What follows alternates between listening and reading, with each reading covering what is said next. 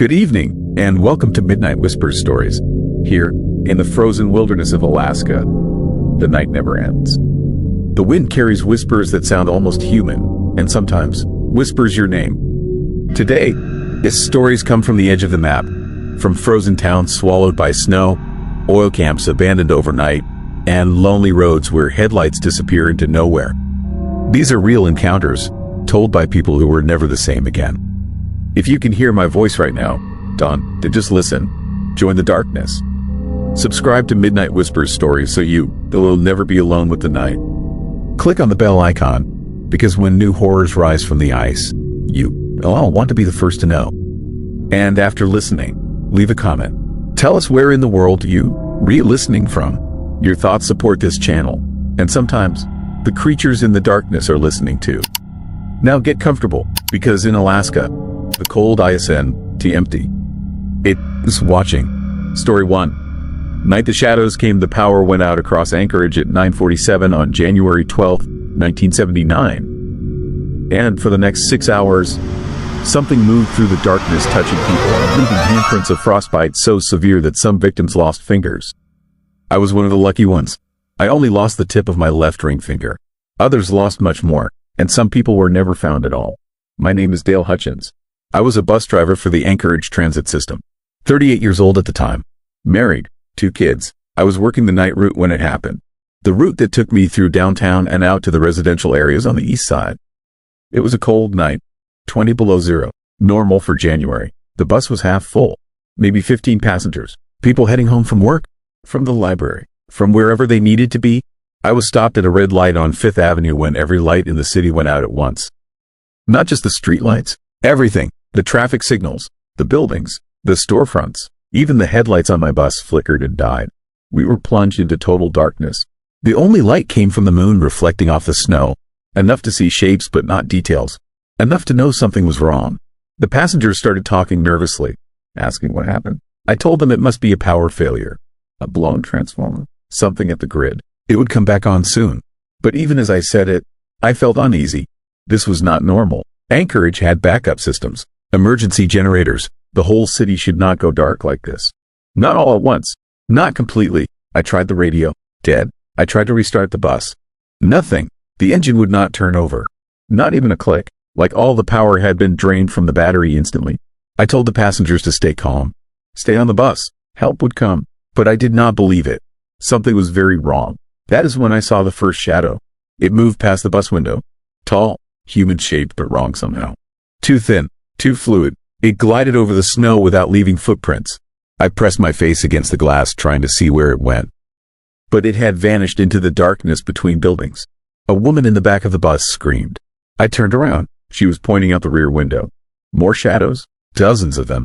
Moving down the street. They flowed like liquid smoke, keeping to the darkest spaces, avoiding the patches of moonlight. They moved with purpose, like they were searching for something. I told everyone to get down. Stay low. Do not look out the windows. I do not know why I said that. Instinct maybe, or fear, but everyone obeyed. We huddled in the aisle, waiting, listening. Outside, I could hear sounds. Footsteps, but not normal footsteps. These were soft, dragging, like something heavy being pulled across pavement. And beneath that sound, I heard breathing, deep and slow, coming from multiple directions at once. One of the shadows stopped beside the bus. I could see it through the gap between seats. Tall, maybe 7 feet. Its body was dark but not solid. More like concentrated darkness given shape. Where its head should be, there was nothing. Just void. And from that void came cold. I could feel it through the metal walls of the bus. A cold so intense it made my lungs ache. The shadow reached toward the bus. Its hand pressed against the window. The glass frosted instantly. Intricate patterns spread from where it touched. And in those patterns, I saw images. Faces. Dozens of faces trapped in ice. Screaming silently, reaching out. I realized with horror that these were people. People the shadows had touched before. People who were now frozen in that moment of contact forever. The shadow pulled its hand away. The frost remained. It moved on, gliding down the street with the others. I waited until I could not see any more shadows before I stood up. My legs were shaking. Several passengers were crying quietly. An older man near the front had passed out. I checked his pulse. Still alive, just unconscious. Maybe from fear, maybe from the cold. The temperature inside the bus had dropped 20 degrees in the last few minutes. I knew we could not stay here. Without power, without heat, we would freeze to death in a few hours. We needed to find shelter. Somewhere warm, somewhere safe. I looked out the window. The nearest building was a bank, maybe 50 yards away. The doors would be locked, but maybe we could break in. Get inside, wait for dawn, wait for the power to come back. I explained the plan to the passengers. Some were too scared to move, but most agreed. We had to try. I opened the bus door manually. The cold hit me like a physical blow. The air was thick, heavy. It felt wrong, like breathing water. I stepped out onto the street. The silence was absolute. A city of 250,000 people, and there was no sound. No cars, no voices, no sirens, just the crunch of snow under my boots and that slow, deep breathing that seemed to come from everywhere and nowhere. I led the group toward the bank. We moved quickly, staying together, keeping to the middle of the street where the moonlight was brightest. I looked back once and saw our bus sitting alone in the darkness. The frosted handprint still visible on the window, glowing faintly, like it was alive. We were halfway to the bank when one of the shadows appeared. It emerged from an alley to our left. Moving fast, too fast, it reached for a young man at the back of our group. He screamed and ran. The shadow followed. They disappeared around a corner. We heard the scream cut off abruptly. Then silence. Everyone started running. Panic took over. The group scattered. Some ran back toward the bus. Some ran toward buildings. I grabbed the people closest to me. An elderly woman. A teenage girl. A man in a business suit. I pulled them toward the bank. We reached the front doors. I smashed the glass with my flashlight. We climbed through, got inside. The bank was pitch black. Colder inside than outside somehow. Our breath came out in thick clouds. I could hear movement. Somewhere in the building. That dragging sound. That deep breathing. The shadows were inside with us. I found a door marked employees only. We went through, found a break room. I pushed a heavy desk against the door. It would not stop the shadows, but maybe it would slow them down. Give us time. For what? I did not know. But I had to do something. We huddled together in the corner. The elderly woman was crying. The teenage girl was in shock. The businessman was praying quietly. I checked my watch. 10:15. We had been in the dark for 28 minutes. It felt like hours. Then I heard it, scratching, on the other side of the door. Slow, deliberate, like fingernails on wood. The desk started to move, sliding across the floor, inch by inch. Something was pushing it, something strong. The door opened. A shadow filled the doorway, taller than the others, darker, more solid. It moved toward us. I stood up, put myself between it and the others. I do not know what I thought I could do, but I had to try. The shadow reached for me. Its hand passed through my chest. I felt cold, so cold my heart stopped beating. I could not breathe, could not move. I was frozen from the inside out. And in that moment of contact, I saw everything. I saw the shadows for what they really were. They were not creatures. Not monsters, they were the cold itself, given consciousness by the power failure, by the sudden absence of light and heat. They were the fundamental darkness that exists beneath everything, the void that waits for energy to fail, for warmth to die, for light to go out. And when those things happened, the darkness came alive. It reached out, it touched, and it pulled people into that void with it. The shadow released me. I collapsed to the floor gasping. My chest burned with cold. My left hand was numb. I looked down and saw my ring finger. The flesh was black, dead, frozen solid. The tip would have to be amputated. But I was alive. The shadow moved past me, reached for the businessman. He screamed, tried to run, but there was nowhere to go. The shadow touched his face. He froze instantly. His body went rigid, his eyes wide and staring.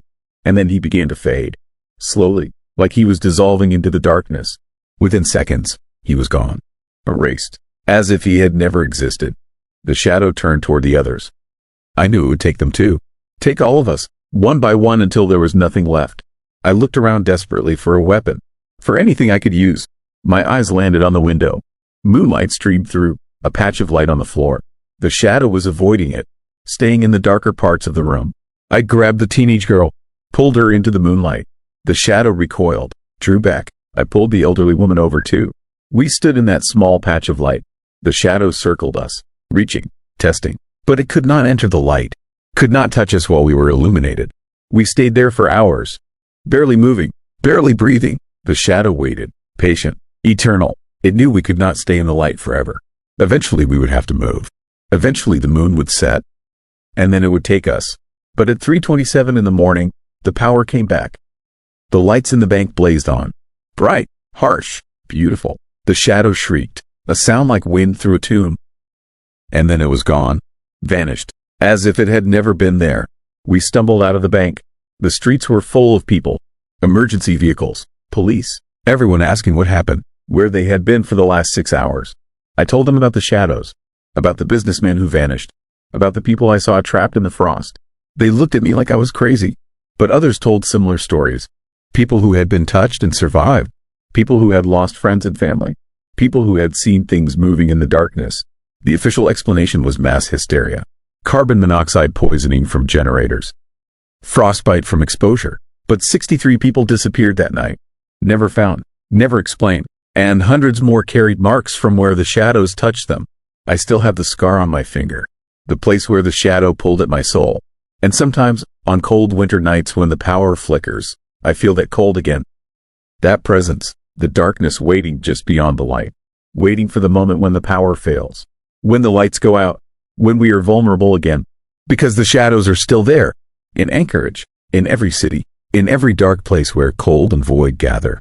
They are waiting, patient, eternal. And when the light fails again, they will return. They will reach out. They will touch. And they will pull us into the darkness where we will join all those who came before. Frozen, silent, forever trapped in that moment between light and oblivion. Story 2. Intelligence. The bears stopped acting like bears in the summer of 2004. And by the time we understood what was happening, 7 people were dead and an entire town was under siege by animals that had learned to think like us. I was there. I saw them plan. I saw them coordinate. I saw them open doors they should not have been able to open. And I know that what happened in Kodiak was not natural. Something changed those bears. Something made them smarter. And I think it is still out there. My name is Carter Webb. I am a wildlife officer for the Alaska Department of Fish and Game. 56 years old, 28 years on the job. I have dealt with problem bears my entire career. Black bears getting into garbage, grizzlies raiding campsites, the occasional attack on livestock. Standard stuff. You learn their patterns, their behaviors, how to predict what they will do. But in the summer of 2004, everything I knew about bears became useless. Because the bears on Kodiak Island stopped following patterns. They started adapting, learning, planning, and killing with purpose. It started in early June. A homeowner in the town of Kodiak called to report a break-in. Someone had forced open his back door while he was at work. Nothing was stolen, just the kitchen ransacked, food taken from the refrigerator and cabinets. We assumed it was vandals, kids, but when I arrived to investigate, I found bear tracks. Big ones. Brown bear, maybe 900 pounds. But the tracks told a strange story. The bear had approached the house from the woods, circled it once, then went directly to the back door. Not the front, not the windows, the back door, the weakest entry point. And it had not smashed through. It had manipulated the handle, turned it, opened the door like a person would. The scratches on the metal showed deliberate effort. Testing, problem solving. This was not normal bear behavior. I set up deterrents, electric fencing around the property, motion-activated lights, air horns, standard protocol. The homeowner returned that night. The next morning, he called again. The bear had come back. It had avoided the electric fence by going over the roof. It had ignored the lights and the air horns completely. And this time, it had opened the front door, used the handle again, went inside, took more food, left. Over the next 2 weeks, we got 19 more reports. All similar. Bears breaking into homes. Not through windows or by destroying walls. Through doors. Using handles. And they were selective. They avoided houses with dogs. Houses with multiple vehicles in the driveway. Houses where people were home. They were choosing targets. Empty houses. Single occupants, vulnerable locations. This was coordinated, intelligent, impossible. I brought in colleagues from across the state. We set up cameras, motion sensors. We tried to document what was happening. And what we captured on video changed everything. We recorded a brown bear approaching a house at night. It stopped at the door, examined the handle, tried turning it one way, then the other. When that did not work, it moved to a window, tested it, found it locked, moved to another window, found one unlocked, slid it open, climbed inside. The level of problem solving was extraordinary. Bears do not do this. They are strong, persistent, but they are not creative. They do not test multiple entry points. They do not learn from failure and adjust their approach. This bear did. And it was not alone. We had footage of multiple bears exhibiting the same behavior, all across Kodiak Island, all at the same time. Then the attack started. A hiker was killed on a trail in July. The initial report said it was a standard bear attack. Wrong place, wrong time. But when I examined the scene, I found evidence that contradicted that.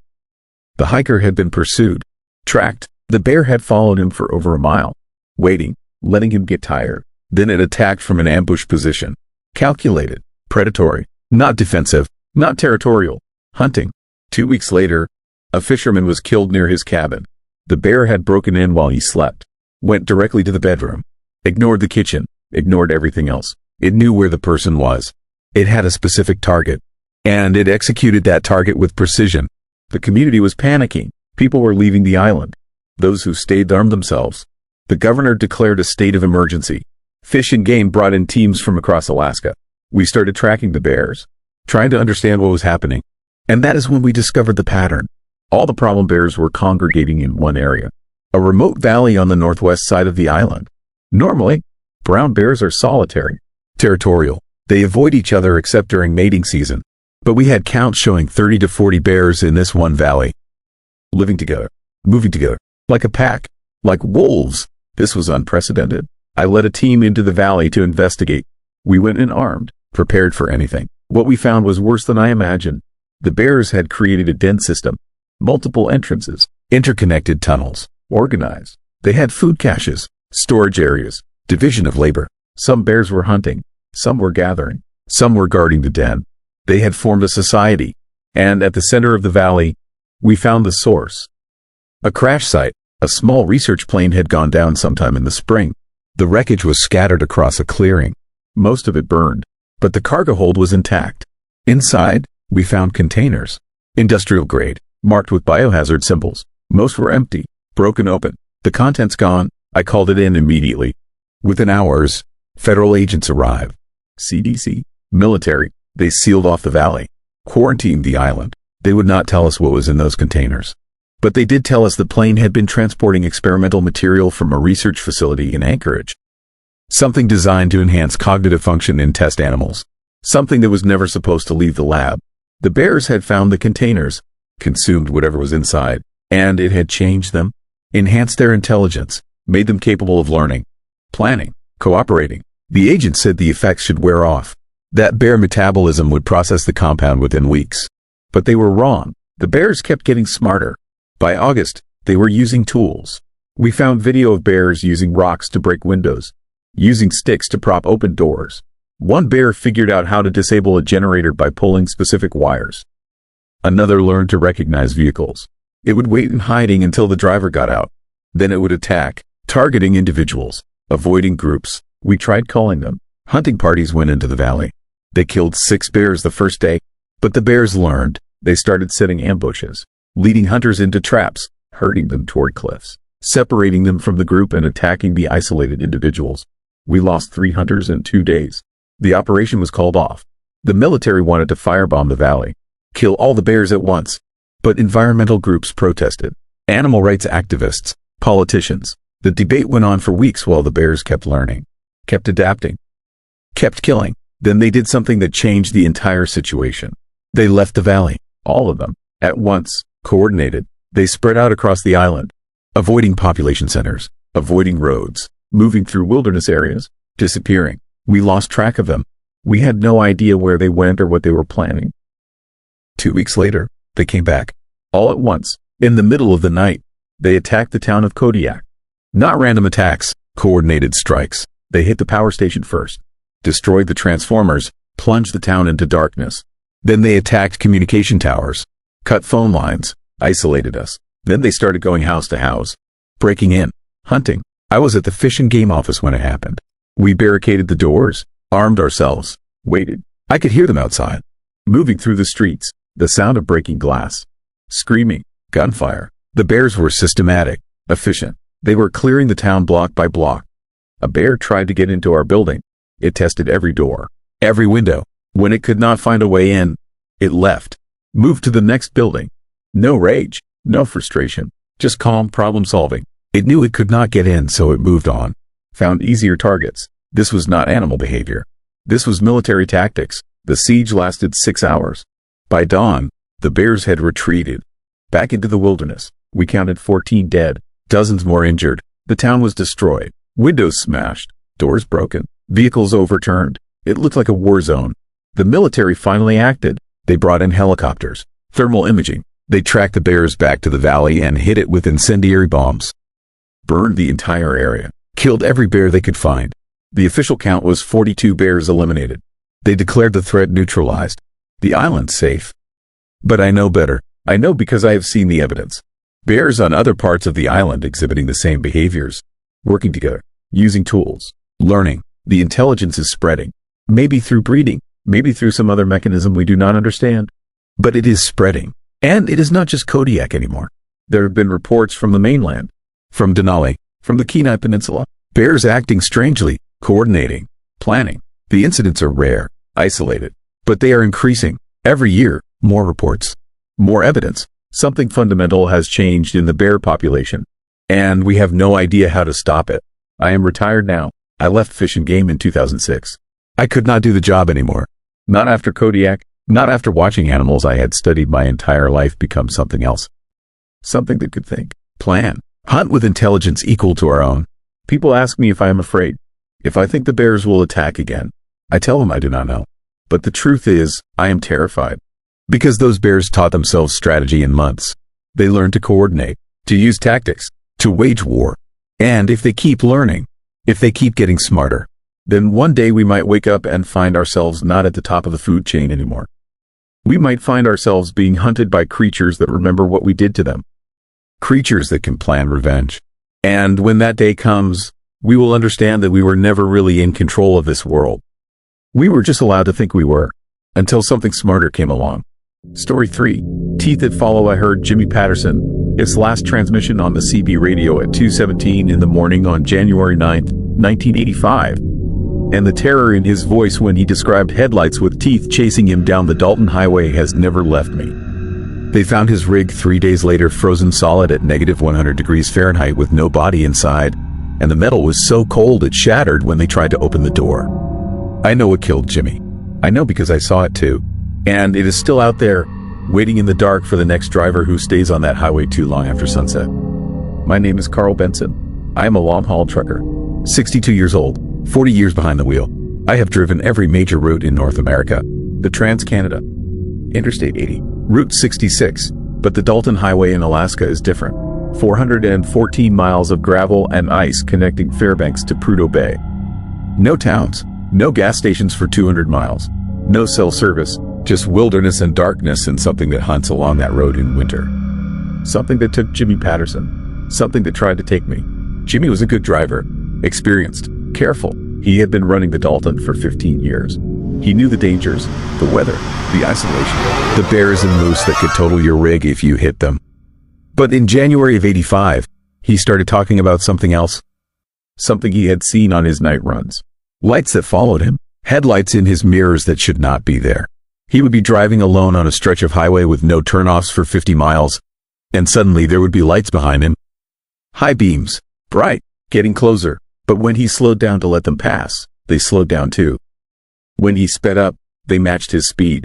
And they never passed, just followed, mile after mile, until sunrise. Then they would vanish. Other drivers heard Jimmy talking about it on the CB.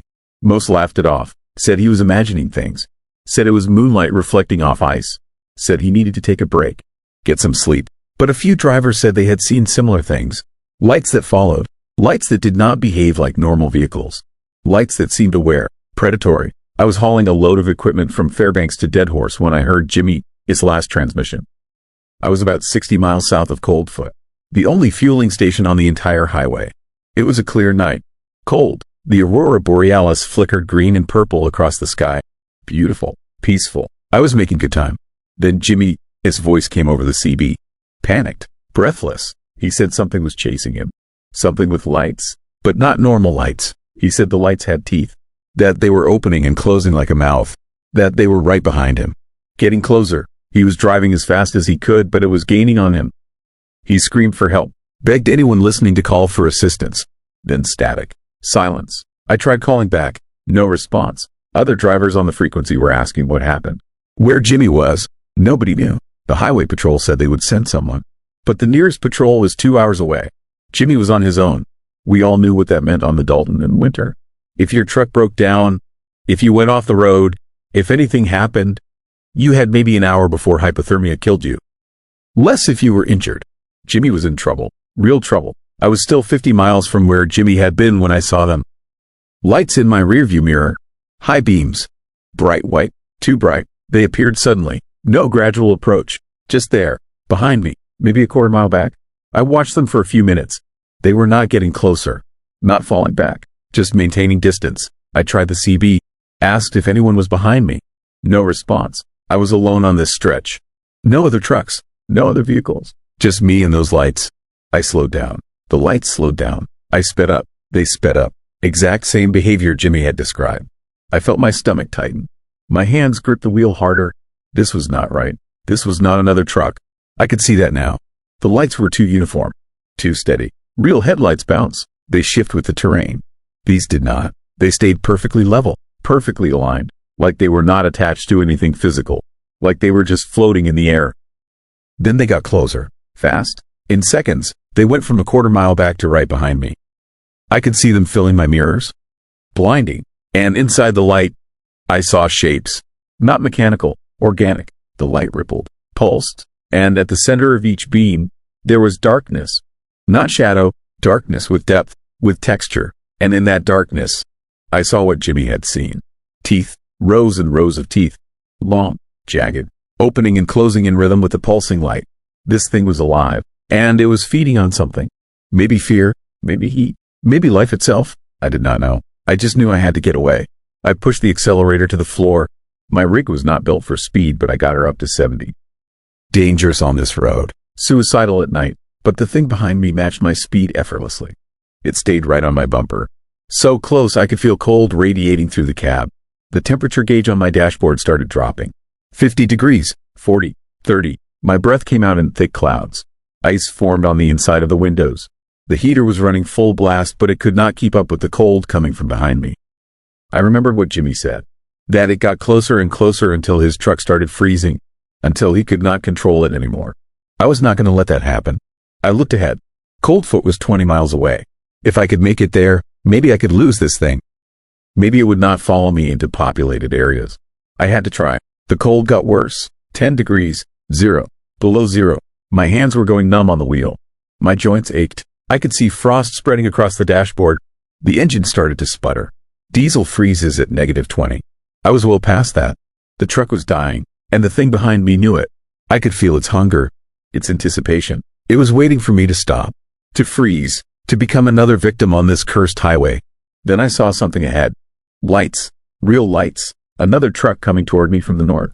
I flashed my high beams, trying to signal, trying to warn them. The truck flashed back. We were maybe a mile apart, closing fast, and the thing behind me suddenly stopped.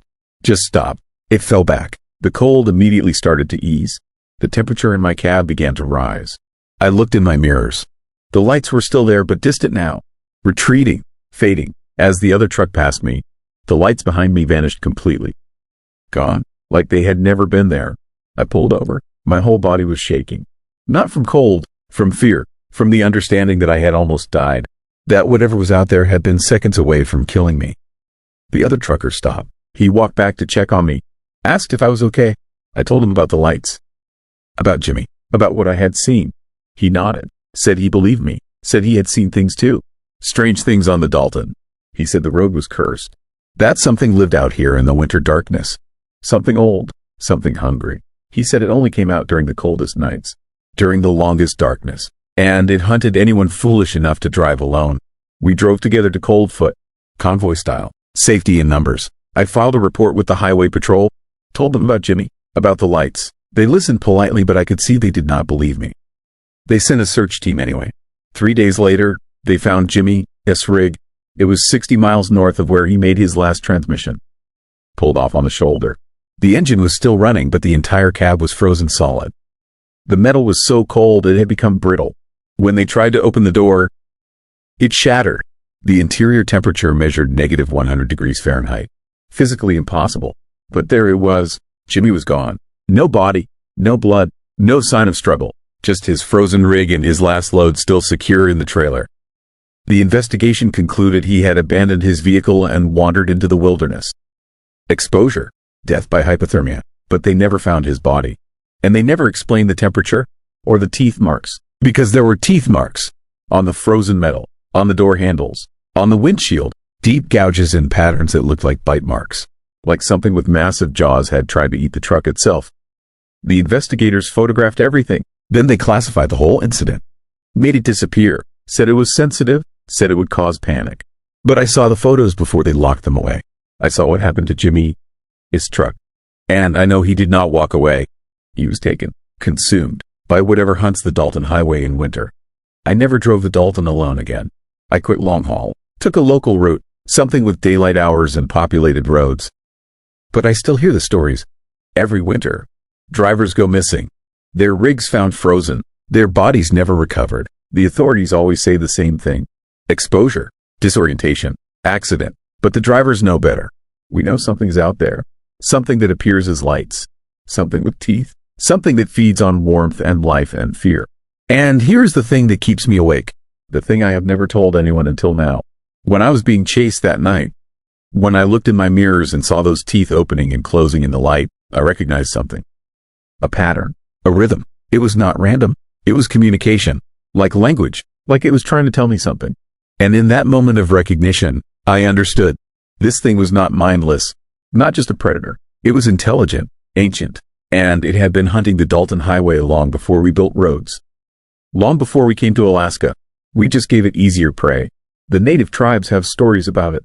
About lights in the darkness that lead travelers astray. About cold that comes from nowhere and freezes people solid. About teeth that devour not just flesh but spirit. They say it is winter itself given form. The fundamental cold that exists at the heart of the universe. And when the darkness is long enough and the temperature drops low enough, it wakes. It hunts. And it feeds. Jimmy Patterson was not the first. He will not be the last. Every winter, it claims someone. And every winter, I think about that night. About how close I came. About those teeth opening and closing behind me. And I wonder if it remembers me. If it is waiting for me to come back. If one day I will be driving on some dark highway. And I will see lights in my mirror. Too bright, too steady, too hungry. And this time, there will be no other truck to save me. This time, I will freeze. And I will understand what Jimmy understood in his final moments. That we never conquered the wilderness. We just learned to hide from the things that live in it. Until we stop hiding. Until we drive too far. Stay out too long. And the teeth find us in the dark. Story 4. Blood on ice. The glacier was bleeding. Not metaphorically, actually bleeding. Dark red liquid seeping from cracks in the ice, pooling in meltwater streams, staining the pristine white landscape like an open wound that refused to heal. My name is Dr. Nathan Porter. I am a geologist specializing in glacial formations. In July of 2024, I was part of a team studying a newly exposed glacier in the remote Chugach Range, revealed after decades of ice melt. We named it the Crimson Glacier after what we found pouring from its depths. What we thought was iron oxide, mineral contamination, natural rust, until the lab results came back and showed us something impossible. Something that made us question everything we understood about ice, time, and what can survive frozen for thousands of years. The bleeding started on day 3 of our survey. I was collecting ice samples from a formation we dated to approximately 12,000 years old. Late Pleistocene, end of the last ice age. Standard stuff. Then my drill bit broke through into a cavity, a pocket of liquid water that shouldn't exist at that depth. At that temperature, water under pressure came gushing out. Dark, thick, almost viscous, and red, deep red, the color of old blood. My first thought was contamination. Maybe our equipment had rust. Maybe I cut myself and didn't notice. But the flow was too heavy, too consistent. Gallons of red liquid pouring from a hole in 12,000-year-old ice. I collected samples, multiple containers, sealed them properly, noted the exact location and depth. Professional, thorough, already planning my doctorate thesis on unusual mineral deposits in glacial ice. The samples went to our mobile lab. Basic field analysis first, pH testing, microscopy, chemical composition. My colleague Dr. Sarah Chen ran the initial tests. I was setting up the next drill site when I heard her shouting. Not excited shouting, frightened shouting. The kind that makes your stomach drop and your hands go cold. The red liquid wasn't mineral. It was organic, biological, cellular material suspended in a liquid medium that resembled blood plasma. But wrong. The cells were strange, elongated, multinucleated, nothing like any bacteria or archaea we'd seen before. And the DNA, partial human DNA markers, fragments, pieces, like something had taken human genetic material and rebuilt it, reorganized it, used it as a foundation for something else, something that could survive being frozen for 12 millennia. We called in specialists, microbiologists, geneticists, CDC representatives who arrived with biohazard protocols and federal jurisdiction. They confirmed Sarah's findings. The liquid was biological. The cells were alive, still viable after 12,000 years. And the DNA, the human markers, they matched sequences from multiple individuals, dozens, maybe hundreds, all blended together, all contributing to something that wasn't human but had been human, or was made from humans, or had consumed humans and incorporated them into itself. The CDC wanted to contain the site, seal the glacier, classify everything, but the bleeding wouldn't stop. Every day more red liquid seeped from new cracks, new fissures, new wounds in the ice that opened spontaneously, like something inside was pushing out, breaking through, forcing its way to the surface after millennia of frozen imprisonment. I started having dreams, vivid, detailed, more like memories than imagination. I see people, ancient people, Paleo-Indians wearing skin clothes and carrying stone tools. They were running, fleeing, terror on their faces. Behind them came something. I couldn't see it clearly, just impressions, movement, a presence that flowed rather than walked, that absorbed rather than killed, that pulled people into itself and broke them down, dissolved them, incorporated them, used their biological material to grow, to spread, to become more of itself. The dreams showed me how it started. A hunting party found something in the ice, a pocket of red liquid. They thought it was blood from an ancient kill, tried to use it, harvest it. One man touched it. The liquid moved, flowed up his arm, into his body, into his cells, into his DNA. And he changed, transformed, became something else, something that spread to his companions. That infected his village, that consumed his tribe and used their biomass to grow larger, more complex, more capable. The Ice Age people fought it, used fire, used cold, used everything they had. But it was relentless, unkillable. Every piece that broke off became a new infection site. Every drop that spilled became a new colony. They couldn't destroy it, could only contain it, drive it into a valley, trigger an avalanche, bury it under miles of ice and snow and pray the cold would keep it dormant. Keep it trapped, keep it frozen until the sun burned out and the world ended and nothing would ever thaw it. But they failed, because here we were, 12,000 years later, drilling into their prison, breaking their seal, releasing what they died to contain. I tried to tell the CDC, tried to explain about the dreams, the memories, the warnings my subconscious was picking up, maybe from the DNA in the red liquid, maybe from genetic memory passed down through 12,000 years, maybe from the thing itself, projecting, teaching, showing me what it was, what it had been, what it would become again now that warmth had freed it. They thought I was contaminated, infected, showed me medical scans proving I wasn't, blood tests, tissue samples, everything clean, everything normal. The red liquid wasn't in my body, just in my head, in my dreams, in the growing certainty that we made a terrible mistake. That drilling this glacier was the worst thing humanity had done since splitting the atom. Maybe worse, because you can split atoms, and you can refreeze what global warming keeps thawing. The bleeding intensified, rivers of red liquid now, flowing down the glacier, into streams, into the watershed, spreading, dispersing, finding new hosts, new biomass, new DNA to incorporate. Wildlife started changing first. Bears with skin that moved wrong, wolves with too many eyes, fish that flowed more than swam. The red liquid was infecting everything it touched, using whatever biological material it found, building, growing, becoming something vast. Then the researchers started changing, not dramatically, subtly. Dr. Martinez stopped blinking, just stared with unmoving eyes that tracked everything with predatory focus. Sarah's skin developed patterns, faint red lines under the surface, moving, pulsing, like veins but wrong, external, visible, part of something spreading through her body, using her body, transforming her into something that wore her face but wasn't here anymore. I ran field tests on everyone, blood samples, genetic analysis. Everyone was infected. Everyone had the red liquid, this cellular material in their bloodstream, in their tissues, in their DNA. It was rewriting us, slowly, methodically, using our own genetic machinery to reproduce, to spread, to convert human cells into its cells. Human bodies into its body. Humanity into something else, something older, something that had existed before the Ice Age. Before modern humans, before consciousness had learned to organize itself into discrete individuals. The CDC quarantined us. Sealed the entire glacier under a containment dome.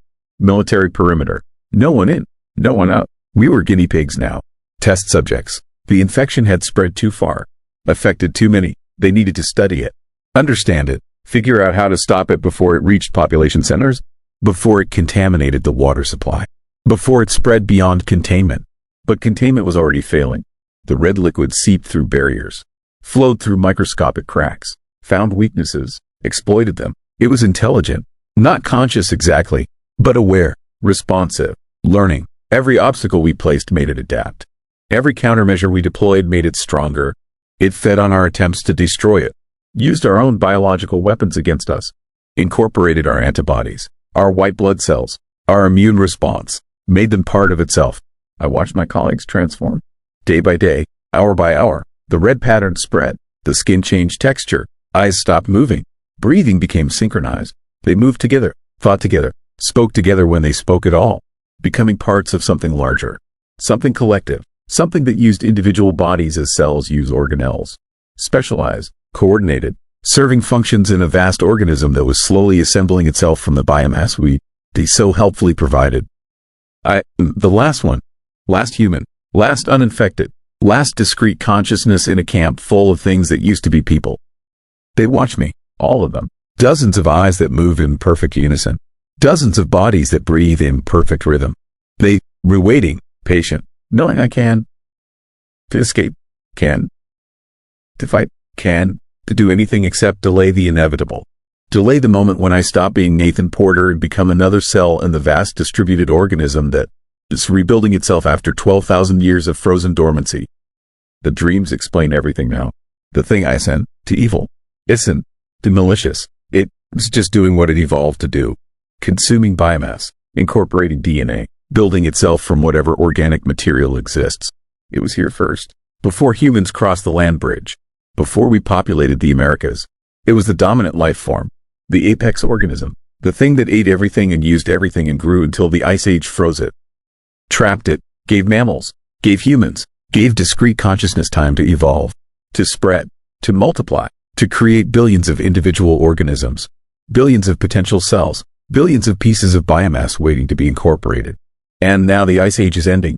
The glaciers are melting. The prisons are opening. The thing that predated humanity is waking up, thawing out, bleeding out, spreading through meltwater into rivers, into oceans, into the global water cycle that connects everything, touches everything, reaches everything. The Crimson Glacier is just the first.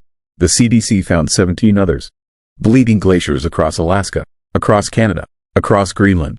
All melting, all releasing red liquid, all containing the same cellular material. The same human DNA markers from people who died fighting it 12,000 years ago. People whose genetic material it still carries, still uses, still incorporates into every new cell it creates. They can, to contain 17 glaciers. Can, to quarantine an entire hemisphere. Can, to stop meltwater from flowing. Can, to prevent rainfall from spreading contamination. Can, to freeze the world again. Can, to undo climate change. Can, to reverse the warming that is releasing something ancient and hungry and utterly relentless. I am writing this from inside the containment dome. The CDC will never release it. Never let the public know. Never admit that humanity is greatest threat ISN to war or disease or climate change itself. It is what climate change is releasing. What the Ice Age trapped. What 12,000 years of frozen imprisonment kept dormant while we evolved. While we built civilizations. While we learned to split atoms and map genomes and drill into glaciers without understanding what we were opening. My skin is changing. Faint red lines appeared this morning. Under the surface. Moving. Pulsing. The infection has reached me. Been inside me since day one probably. Just growing. Spreading. Waiting for critical mass. Waiting to transform me into another part of itself. Another cell in the vast organism that is remembering what it was. What it will be again. What it has always been beneath the ice. I don't feel afraid anymore. Should feel terrified. Should feel horror at losing myself. Losing humanity. Losing everything that makes me an individual consciousness. But I don't feel calm, curious, almost eager. The red liquid does that.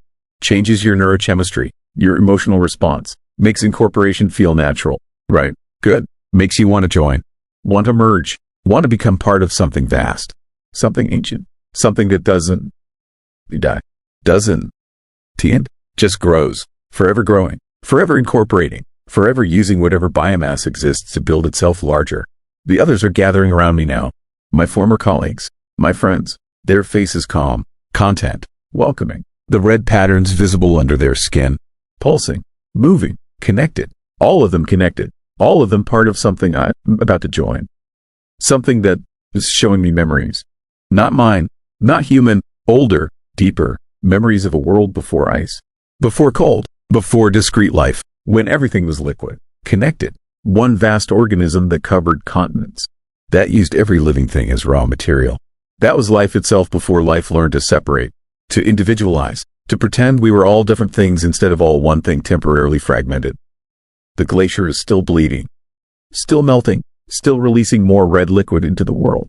And soon, very soon, there won't be anyone left to contain it, to study it, to fight it, just more biomass, more cells, more material for the thing that is waking to incorporate, to use, to become. I am not Nathan Porter anymore. Or I am becoming something that includes Nathan Porter along with Sarah Chen and Dr. Martinez and every researcher in this camp and every animal that touched the red liquid and every cell that contained DNA could use. I am becoming becoming it. It is becoming everything. The crimson glacier bleeds. The ice age ends. The ancient thing wakes. And humanity, beautiful, fragile, temporary humanity. We had 12,000 years. 12,000 years of thinking we were separate, different, individual, but we were always just pieces, just fragments, just biomass waiting to remember we were never alone. We're never divided. We're always part of something vast, something that is finally coming home, finally remembering itself, finally reclaiming the world it owned before the cold forced it to sleep, before the ice trapped it, before we forgot we were supposed to be one thing, not billions. The bleeding continues, the transformation spreads, the glacier remembers, and soon, very soon, so will we all. Story 5. Coordinates of the dead. I wrote down the coordinates on November 3rd, 2018, and drove to the location the voice told me about. And when I got there, I found a single frozen footprint in the snow that matched my boot exactly, even though I had never been to that place before in my life. The voice on the CB radio has been giving me coordinates every night since then, and each location brings me closer to understanding what happened to the 47 truckers who disappeared on the Dalton Highway over the last 30 years. And why their footprints keep appearing in places they never went. My name is Marcus Sullivan. I am a long-haul trucker, 54 years old. I have been driving the Dalton Highway between Fairbanks and Deadhorse for 12 years. It is brutal work, 400 miles of gravel and ice through some of the most isolated wilderness in North America. No cell service, no towns, just you and the road and whatever else lives out there in the trees. Most drivers avoid night runs. The highway is dangerous enough in daylight, but night runs pay double, and I needed the money, so I took the shifts nobody else wanted. And that is when I started hearing the voice. It began on a Tuesday night in early November. I was about 100 miles north of Fairbanks. The sun had set hours ago. The temperature was 15 below zero. My CB radio crackled with the usual chatter. Other truckers checking in, reporting road conditions, warning about wildlife. Then the frequency changed. Static, then a voice, calm, male, mid-range tone. No emotion, just reading numbers. 67.4183 north, 149.2765 west. I thought it was a trucking company dispatcher reading coordinates for a pickup location. But the voice did not identify itself, did not ask for confirmation, just read the numbers once and went silent. I waited for more information. Nothing, just static. Then normal CB traffic resumed. I wrote down the coordinates anyway.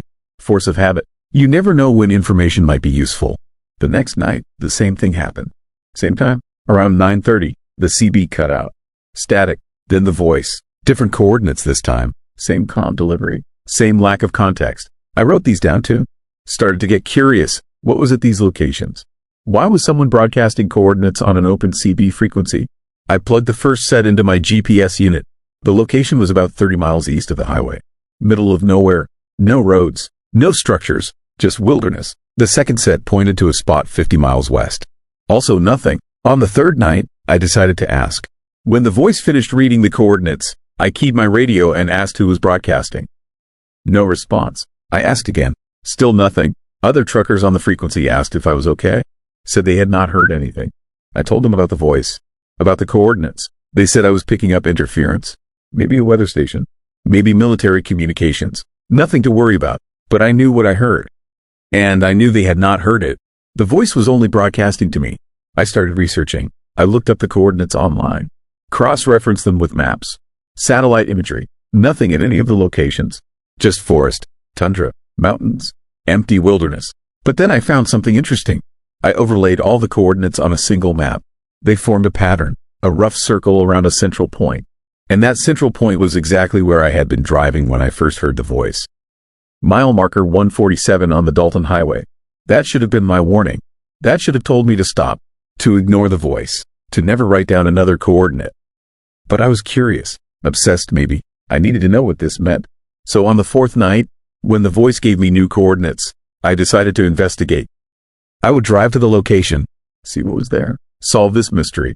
The coordinates pointed to a spot about 15 miles east of the highway, accessible by an old mining road. I left my rig at a turnout and took my truck. The road was rough, barely maintained. It took me an hour to reach the coordinates. When I got there, I found nothing. Just a small clearing surrounded by spruce trees. Snow on the ground. Temperature around zero. I got out of my truck with my flashlight. Walked around, looking for anything unusual. Anything that would explain why this location mattered. That is when I saw the footprint. A single print in the snow. Fresh. Maybe hours old. Boot print. Size 11. Same size as my boots. I knelt down to examine it. The tread pattern was identical to mine. Every detail. Every wear mark. This was not just similar. This was exact. Like someone had taken a mold of my boot and made a print here. But why? And how? I had never been to this location before. I looked around. No other prints. Just this one. Leading nowhere. Coming from nowhere. Just existing in the middle of this clearing like it had been placed there deliberately. I took photos. Measurements. I wanted to document this. Prove I was not imagining things. Then I felt it. The sensation of being watched. Not the paranoid feeling you get alone in the woods. This was specific. Focused. Like someone was standing just beyond my line of sight. Studying me. I spun around. Shined my flashlight into the trees. Nothing. Just shadows and darkness. I got back in my truck and drove out fast. The feeling followed me the entire way. That pressure on the back of my neck. That certainty that something was tracking my movements. When I reached the highway, the feeling vanished. I drove back to my rig. Sat there for an hour trying to make sense of what I had found. A footprint that matched mine. In a location I had never been. At coordinates given by a voice only I could hear. None of it made sense. But I could not stop. Over the next 2 weeks, I visited 6 more locations. Everyone had the same thing. A single frozen footprint. Always my size. Always my tread pattern. Always fresh. And always that feeling of being watched from the trees. I started documenting everything. Photos. GPS logs. Notes. I showed other truckers. Some believed me. Most thought I was losing it. Isolation does strange things to people. They said I needed a break. A vacation. Time with mine. Then I found the article. An old newspaper piece from 1993. A trucker named David Chen had disappeared on the Dalton Highway. His rig was found abandoned. Engine running. Heater on. No sign of struggle. No sign of David. Search teams looked for weeks. Found nothing. The case went cold. But according to the article, rescue teams reported finding something strange during the search. Single footprints in random locations. Miles from any road. No trail. No explanation. Just isolated prints in the snow. The authorities dismissed them, said they were from the search teams. But the prints were all the same size.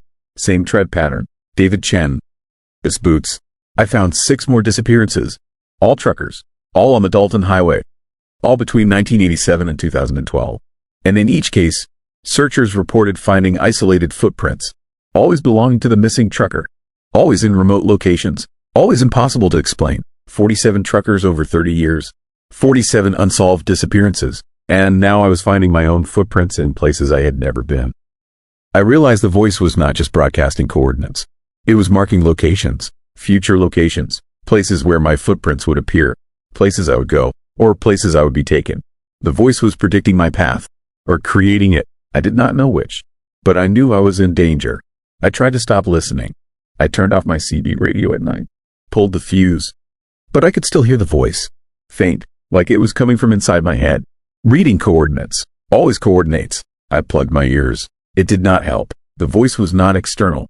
It was internal, implanted, burned into my mind, and every night, it gave me new locations, new points on the map, drawing me deeper into the wilderness, closer to whatever was waiting out there. Last week, I visited a location 100 miles north of Fairbanks, deep in the Brooks Range. I should not have gone.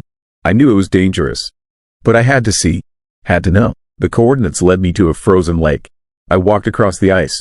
My footprints were the only marks on the surface, until I reached the center.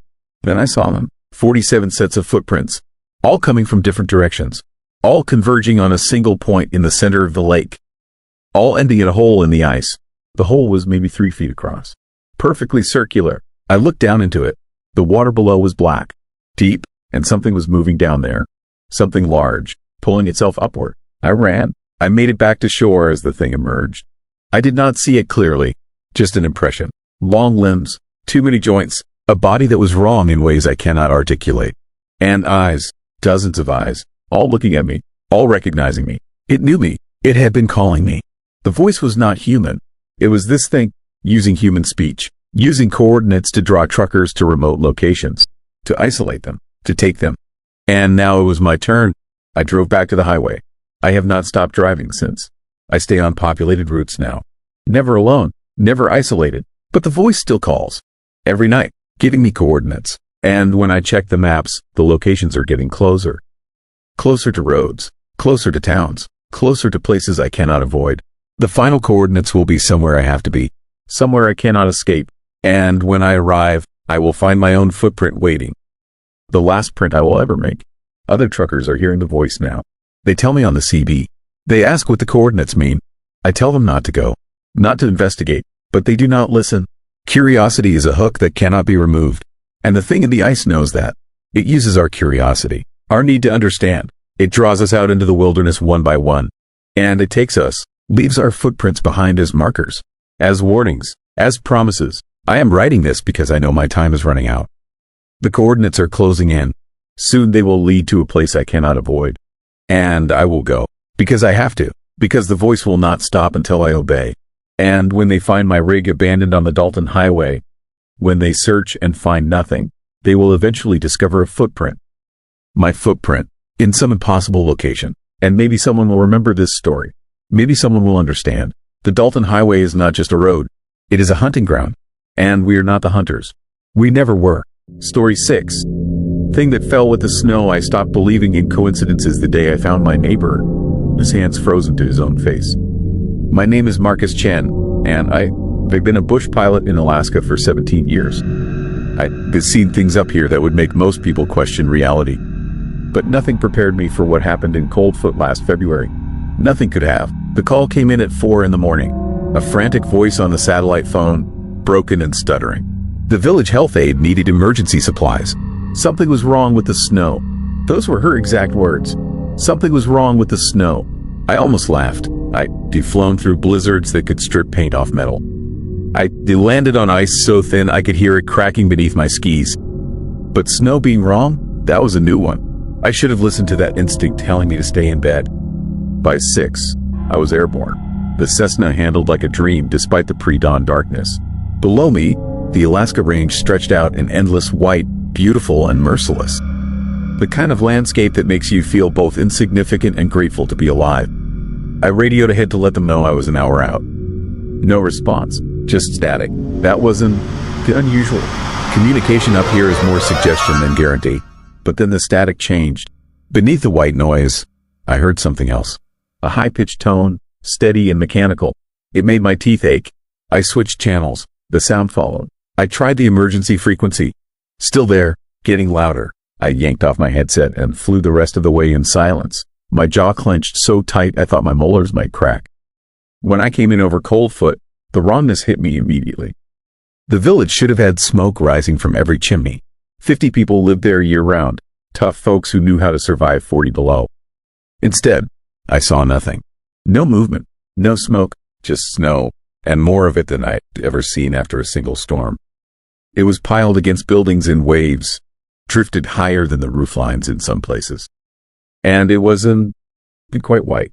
I circled lower, my heart starting to hammer. The snow had a texture to it, Something fibrous and organic, like someone had shredded a million cotton balls and mixed them with the powder. In patches, it almost seemed to shimmer. Not the normal sparkle of ice crystals catching sunlight. This was different. This looked wet. This looked alive. I sat down on the airstrip hard, my hands shaking. The landing gear sank deeper than it should have into the snow. Much deeper. When I climbed out, the cold hit me like a fist. But that wasn't what made me stop breathing. It was the silence, complete and total. No wind, no ravens, no distant generator hum. Just that silence, so heavy it felt like pressure against my eardrums. And then I heard the humming. It started low, almost below the threshold of hearing, a vibration more than a sound. It seemed to come from everywhere and nowhere, from the ground, from the air, from inside my own skull. I tried to shake it off, told myself it was just the altitude, just the cold, just my imagination. But it grew louder with every step I took toward the village. The first building I reached was the general store. The door hung open. Snow drifted inside in that weird fibrous mass. I called out. My voice died flat, swallowed by the silence and the humming. I stepped inside, my mucklucks crunching on something that wasn't to quite snow and wasn't to quite ice. That's when I found the first body. Old Sam Weathers sat in his chair behind the counter, frozen solid. But that wasn't the worst part. His hands were pressed against his face, fingers splayed across his eyes and cheeks. The skin where he touched himself was black with frostbite, but the frostbite had spread wrong. It crept across his face in patterns, branching fractals that looked almost intentional, almost designed. And his expression, God, his expression. His mouth was open in a scream. But his eyes were wide with something beyond terror, something like understanding. I backed out of the store, my breath coming in short gasps that crystallized instantly in the air. The humming was louder now, and I realized with dawning horror that it was coming from the snow itself. From those fibrous white clumps scattered everywhere I looked. They seemed to pulse slightly, trembling with that same high-pitched frequency that was now boring into my brain like a drill. I ran to the health clinic, slipping and sliding on that wrong snow. The door was locked. I pounded on it, screaming for anyone inside. Nothing. I kicked it in, the wood splintering easily in the extreme cold. Inside was worse. 3 people, the health aide and 2 others I recognized from my previous supply runs. All frozen, all with their hands pressed to their faces, all with that same branching frostbite spreading across their skin in impossible patterns. But one of them was different. The health aide, Jenny Carson, she was still moving. Barely. Her fingers twitched against her cheeks. Her eyes rolled toward me, and I saw recognition there. I saw pleading. Her lips moved, forming words without sound. I leaned closer, and that is when I saw the white fibers. They were growing from her fingertips, spreading beneath her skin like roots. Like mycelium, living threads of whatever that snow was, burrowing into her flesh. The humming became a shriek inside my head. I stumbled backward, crashed into a medical cart, sent instruments clattering across the floor. One of them was a scalpel. Without thinking, I grabbed it and cut a sample of the fibrous snow from a drift by the door. I sealed it in a specimen bag with hands that wouldn't stop shaking. I had to get it out. Had to show someone. Had to make them understand that something had fallen from the sky with that storm. And it wasn't snow. I made it back to the plane in a blind panic, the humming now so loud I couldn't hear my own thoughts. My hands were going numb despite my gloves. I looked down and screamed. White fibers were spreading across my palms. I touched it. I touched that thing without realizing. When I grabbed the door frame at the store. When I pushed through the drifts. It was in me now. Growing. Spreading. I took off with frost forming on the inside of the cockpit windows. The heater was running full blast, but I was so cold. So impossibly cold. My fingers barely responded to the controls. The humming filled every corner of my mind, pushing out rational thought, leaving only that sound and the terrible understanding that came with it. Because I understood now. I understood what Jenny had been trying to tell me with her dying eyes. The thing in the snow wasn't alive. Not in any way we recognize. It was something else. Something that fell from somewhere we have no words for. Something that doesn't follow our rules. It spreads through touch and sound. Through that humming that is really a signal. A call. And once you hear it, really hear it, you can stop hearing it. Ever. I made it to Fairbanks. Barely. I stumbled into the emergency room with my hands now completely black, the white fibers visible beneath my skin like veins. Like circuits. The doctors took samples, quarantined me, but it was too late. I brought it with me. The specimen bag, my clothes, my breath crystallizing in the air, each molecule carrying microscopic fibers. The humming never stops now. I hear it when I sleep. I hear it when I am awake. And the worst part, I am starting to understand it. Starting to hear the pattern in the noise. The meaning. It's not random. It's language, instructions, a blueprint for transformation. They found 23 more villages affected by that storm. Hundreds of people, all frozen with their hands on their faces. All with that same branching frostbite. All dead except for me. I am the only one who survived. But survived isn't the right word. I am changing. Every day, more fibers. Every day, the humming gets clearer. Last night, I woke up standing at my hospital room window, my hands pressed against the glass. The nurses found me like that at dawn, and when they pulled me away, I left frost patterns on the window. Fractals, like the ones on the faces of the dead, like the ones spreading through my skin. They tell me I am raving, that it is hypothermia-induced psychosis. But I see it in their eyes when they check my vitals. They hear it too now. That humming, it is in the ventilation system, in the water pipes, in the very air we breathe. Growing, spreading, waiting for the next storm. Because that is what it does. It falls with the snow. It waits. It calls. And when enough of us hear it, really hear it, we understand what it wants us to become. I am writing this as a warning, but I know it is already too late. If you rereading this, if you anywhere in Alaska, listen. Really listen to the silence. Do you hear it? That high-pitched tone beneath everything? That humming that makes your teeth ache and your fingers tingle? That is the sound of something ancient and patient. Something that doesn't need to conquer us with violence. It just needs us to touch it, to hear it, to become it. The forecasters are calling for heavy snow tonight. Across the entire state. Unprecedented amounts. And I am standing at my window again, my blackened hands leaving frost fractals on the glass. I can stop touching my face. I can stop hearing the song. And God help me, I'm starting to sing along. Story 7. Week the mirrors lied. I watched myself die in a bathroom mirror on March 7th, 1983. And the reflection showed me exactly how it would happen 20 years in the future, down to the hospital room number and the time on the wall clock. That was the first day of what we called the mirror plague in Anchorage. And by the time it ended 7 days later, 16 people had gone missing. 43 were in psychiatric care. And I spent the next 2 decades trying to prevent a death I had already seen. I failed. But what I learned in those final moments changed everything I thought I knew about time, reflections, and the thing that lives behind the glass. My name is Richard Moss. I am a retired insurance adjuster from Anchorage, Alaska. I am 68 years old now. Back in 1983, I was 45. Married, 2 teenage kids, a decent job downtown. I lived a normal, predictable life until the mirrors changed, until they started showing us things we were never meant to see. And once you see your own death reflected back at you, normalcy becomes a memory you can never quite reclaim. It started on a Monday morning. I was shaving in my bathroom. Same routine I had followed for 20 years. Lather, razor, rinse. But when I looked in the mirror that morning, something was wrong.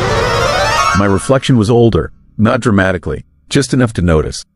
More gray hair, deeper lines around the eyes, the sag of skin that comes with age. I blinked, rubbed my eyes, looked again. My reflection was normal, young, 45. I told myself I was tired. Seeing things, stress from work. I finished shaving and went to the office. By noon, the phones were ringing constantly.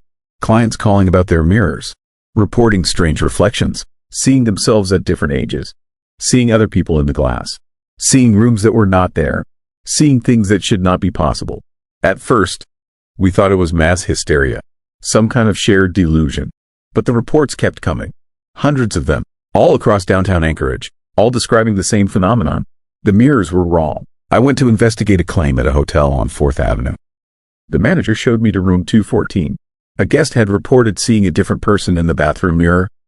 Not herself, someone else, a man in old-fashioned clothes, standing behind her. When she turned around, no one was there. But in the mirror, he remained, watching. She had checked out immediately, left most of her belongings, refused to go back into the room. I examined the mirror.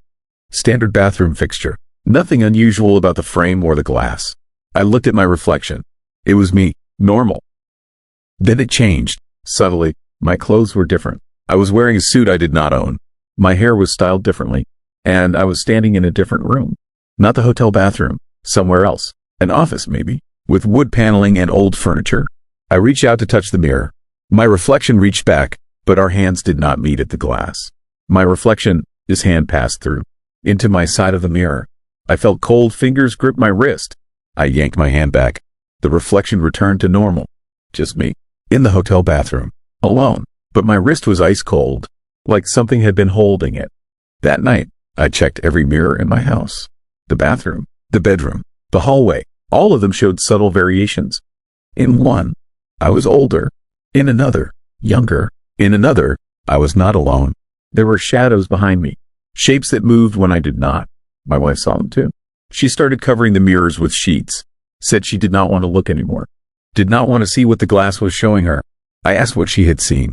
She would not tell me, just kept the mirrors covered and avoided looking at any reflective surface. The news started reporting on it. Scientists were brought in. They tested the mirrors, analyzed the glass, checked for magnetic fields, chemical contamination, radiation. They found nothing. The mirrors were normal, but the reflections were not. Some people saw themselves as children.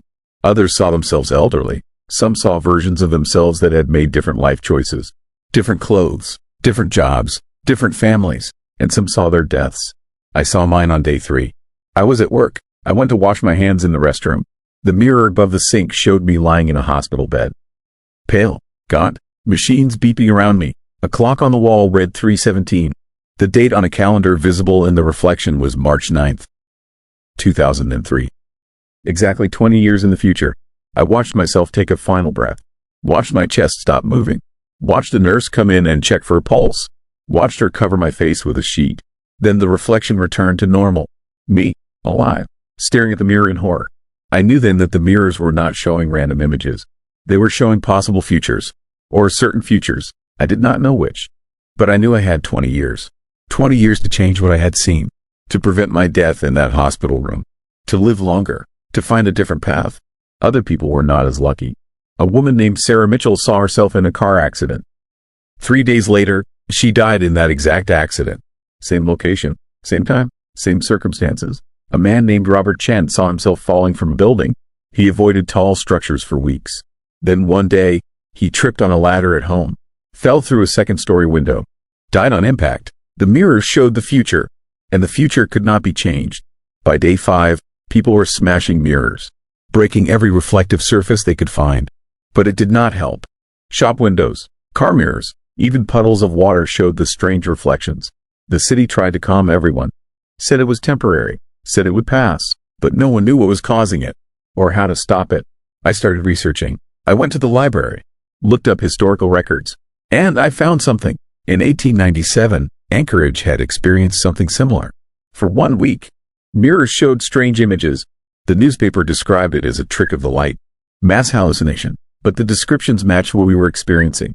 Reflections of different times, different places, different versions of people. And at the end of that week, 12 people had vanished. Simply disappeared. No bodies found. No explanations. Just gone. I dug deeper. Found references to similar events in other locations. Different years, different cities, but always the same pattern. 1 week, strange mirrors, people vanishing. And then it would stop. As suddenly as it started, the mirrors would return to normal. And life would continue, except for those who were taken. Those who disappeared into the glass. On day 6, my reflection stopped synchronizing with me. I would raise my hand. My reflection would not. I would turn my head. My reflection stayed still. It was watching me, studying me, like it was a separate entity, a different person trapped behind the glass. I tried to communicate with it, asked questions, made gestures. It responded, nodding, shaking its head, pointing. It was intelligent, aware, and it wanted something from me. That night, I stood in front of my bathroom mirror for hours. My reflection stood with me, but it was not copying my movements anymore. It was moving independently, examining itself, looking around the reflected bathroom. Then it looked directly at me, made eye contact in a way that felt wrong, intentional, and it pointed behind me. I turned. Nothing there. I looked back at the mirror. My reflection was pointing more urgently. Insistent. I turned again. Still nothing. Then I understood. It was not pointing at something in my world. It was pointing at something in its world. Something behind it in the reflection. I looked closer. Behind my reflection, in the reflected bathroom, there was a door. A door that did not exist in my real bathroom. My reflection walked to that door. Opened it. Behind the door was darkness. Deep, absolute. And from that darkness, something emerged. Tall, thin, made of shadow and glass. It moved like liquid mercury. Flowing, rippling. It approached my reflection, touched it, and my reflection started to change. Age, decay.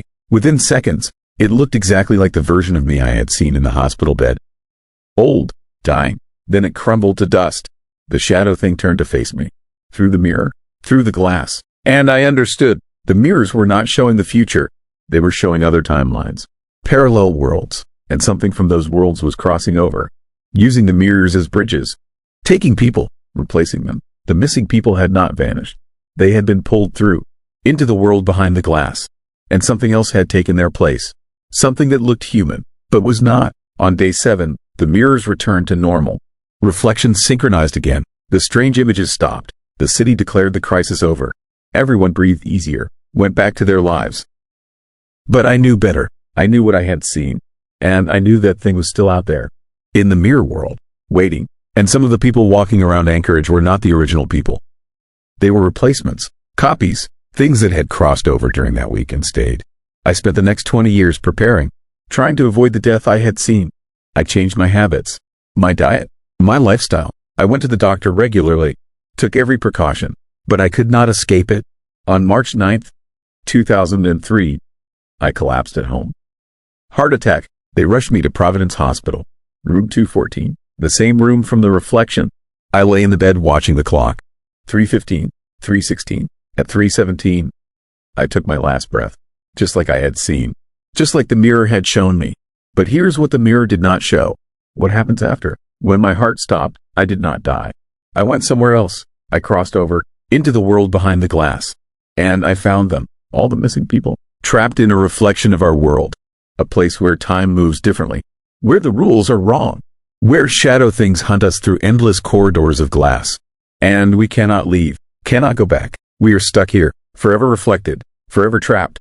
And sometimes, when people look in mirrors in your world, they see us. See me, I am the old man behind them in the glass. The shadow that moves wrong. The reflection that does not match. I am trying to warn you, the mirrors are not safe. They are doors, and something is waiting on the other side. Something that wants to cross over. To take your place, to live your life while you are trapped here in the reflection. Forever watching, forever trying to return home. Forever failing. So if your reflection ever stops matching your movements, do not investigate. Do not try to communicate. Break the mirror, cover it, look away. Because once it knows you can see it, once it realizes you are aware, it will reach through. It will pull you in, and you will join us. Here in the glass, in the place where time is broken, where the future and past bleed together, where your reflection becomes more real than you ever were. Story 8. Stamp. I should have turned back when I saw the checkpoint that did not exist. It was my third Iditarod. March 2019. I was running through a whiteout somewhere between Ophir and Iditarod, my team of 12 dogs barely visible through the horizontal snow. The wind screamed across the trail like something dying. I had been mushing for 19 hours straight, hallucinating shapes in the blizzard, when the lights appeared. Orange, steady, impossibly bright against the storm. Every checkpoint on the Iditarod is logged, documented, mapped down to the GPS coordinate. I knew the next official stop was still 40 miles ahead. My radio crackled with static. My headlamp beam died in the swirling white 3 feet from my face. But those lights hung there in the darkness like lanterns from another century. I should have kept going. My lead dog, Sitka, pulled toward the lights without hesitation. The team followed. We approached what looked like a canvas tent, the old-style shelter mushers used in the 1930s. A generator hummed somewhere inside. Smoke rose from a stovepipe, torn away instantly by the wind. A wooden sign read, Checkpoint Zero, in hand-painted letters. I had never heard of Checkpoint Zero. A figure stood outside the tent entrance. Tall, wearing a parka so caked with ice it looked like armor, face hidden behind a frost-covered balaclava and goggles that reflected nothing. The figure held a clipboard, one hand raised in greeting. The gesture was wrong somehow. Too stiff, like a mannequin posed by someone who had only heard about human movement but never seen it. I set my snow hook and approached. My dogs were silent. Sitka never went silent. She was a vocal leader, always yipping and howling. Now she sat with her ears flat, staring at the figure without making a sound. The other dogs pressed against each other, their eyes wide. The official checked my bib number. The gloved finger traced down the clipboard slowly, too slowly, like they were reading something that took great effort to understand. Then the figure produced a stamp, old-fashioned, metal, the kind government offices used decades ago. The stamp came down on my race bib with a sound like a gunshot in the muffled storm. The ink was black, impossibly black. It seemed to sink into the fabric, spreading like spilled oil. I looked up to thank them. The official was already walking back into the tent. I noticed their boots left no tracks in the fresh snow. The wind erased everything instantly in a storm this fierce, but I had just watched them walk 6 feet. There should have been some indentation, some proof they had moved. The tent flap fell closed. I stood there, breath freezing in my beard, staring at the stamp on my bib. It was a circle with numbers inside. March 15th, 83. A date. March 15th, 1983. Below it, a single word. Received. Something deep in my gut told me to rip the bib off. Burn it. Leave it in the snow and run. But I was exhausted. Hypothermic. My judgment was slipping. I convinced myself it was just some old-timer playing a prank. Some local who set up a fake checkpoint to mess with sleep-deprived mushers. People did strange things in Alaska. I returned to my sled, pulled the snow hook, gave the command to run. Sitka would not move. I shouted. Cajoled? Nothing. All 12 dogs sat frozen, staring back at the tent. Then Sitka turned her head to look at me. Her eyes were wrong. The pupils had dilated so wide they looked entirely black. She made a sound I had never heard from any dog. A low, vibrating moan that seemed to come from deep in her chest. Then she ran. The team exploded forward with a violence that nearly threw me from the sled. We rocketed into the whiteout at a pace that would kill them in minutes. I screamed for them to slow, jammed the brake. Nothing worked. They ran like they were fleeing something, like death itself was behind us. I looked back once. The lights of Checkpoint Zero were gone. No tent, no smoke, no sign anything had ever been there. Just endless white in the howling wind. We ran for 3 hours at that impossible pace. When the dogs finally collapsed, we were 70 miles past where we should have been. I checked them frantically. All 12 were breathing, but their eyes, those black, dilated eyes, they would not look at me, would not respond to their names. I radioed for help, described what happened. The official at the other end went silent for so long I thought I had lost the connection. Then he asked me to repeat the checkpoint name. When I said 0, he told me to stay where I was. A helicopter would extract me immediately. Weather be damned. They pulled me and my team out within the hour. I spent 3 days being questioned by race officials, park rangers, even 2 men who would not identify what agency they worked for. They asked about the tent, the official, the stamp, over and over. On the 4th day, they showed me a file. March 15th, 1983. The second Iditarod race. A musher named Robert Kinnear disappeared during a whiteout between Ophir and Iditarod. Search teams found his sled 6 days later. His dogs were dead in their harnesses. Frozen solid. Robert was sitting upright on the sled, also frozen, his face locked in an expression they described as aware. His eyes were open. His race bib had a stamp on it. A circle. The date March 15th, 83. The word received. 7 more mushers vanished over the next 5 years. All during whiteouts. All in the same stretch of trail. All found frozen with that stamp on their bibs.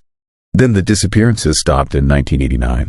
The incidents were classified, buried. Race officials quietly changed the trail route.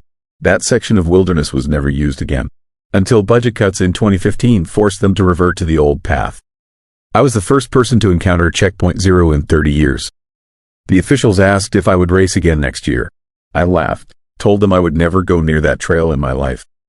They nodded, said they understood. Then one of the unidentified men leaned forward and asked if I had looked at the stamp closely. Really looked at it. I pulled out my race bib.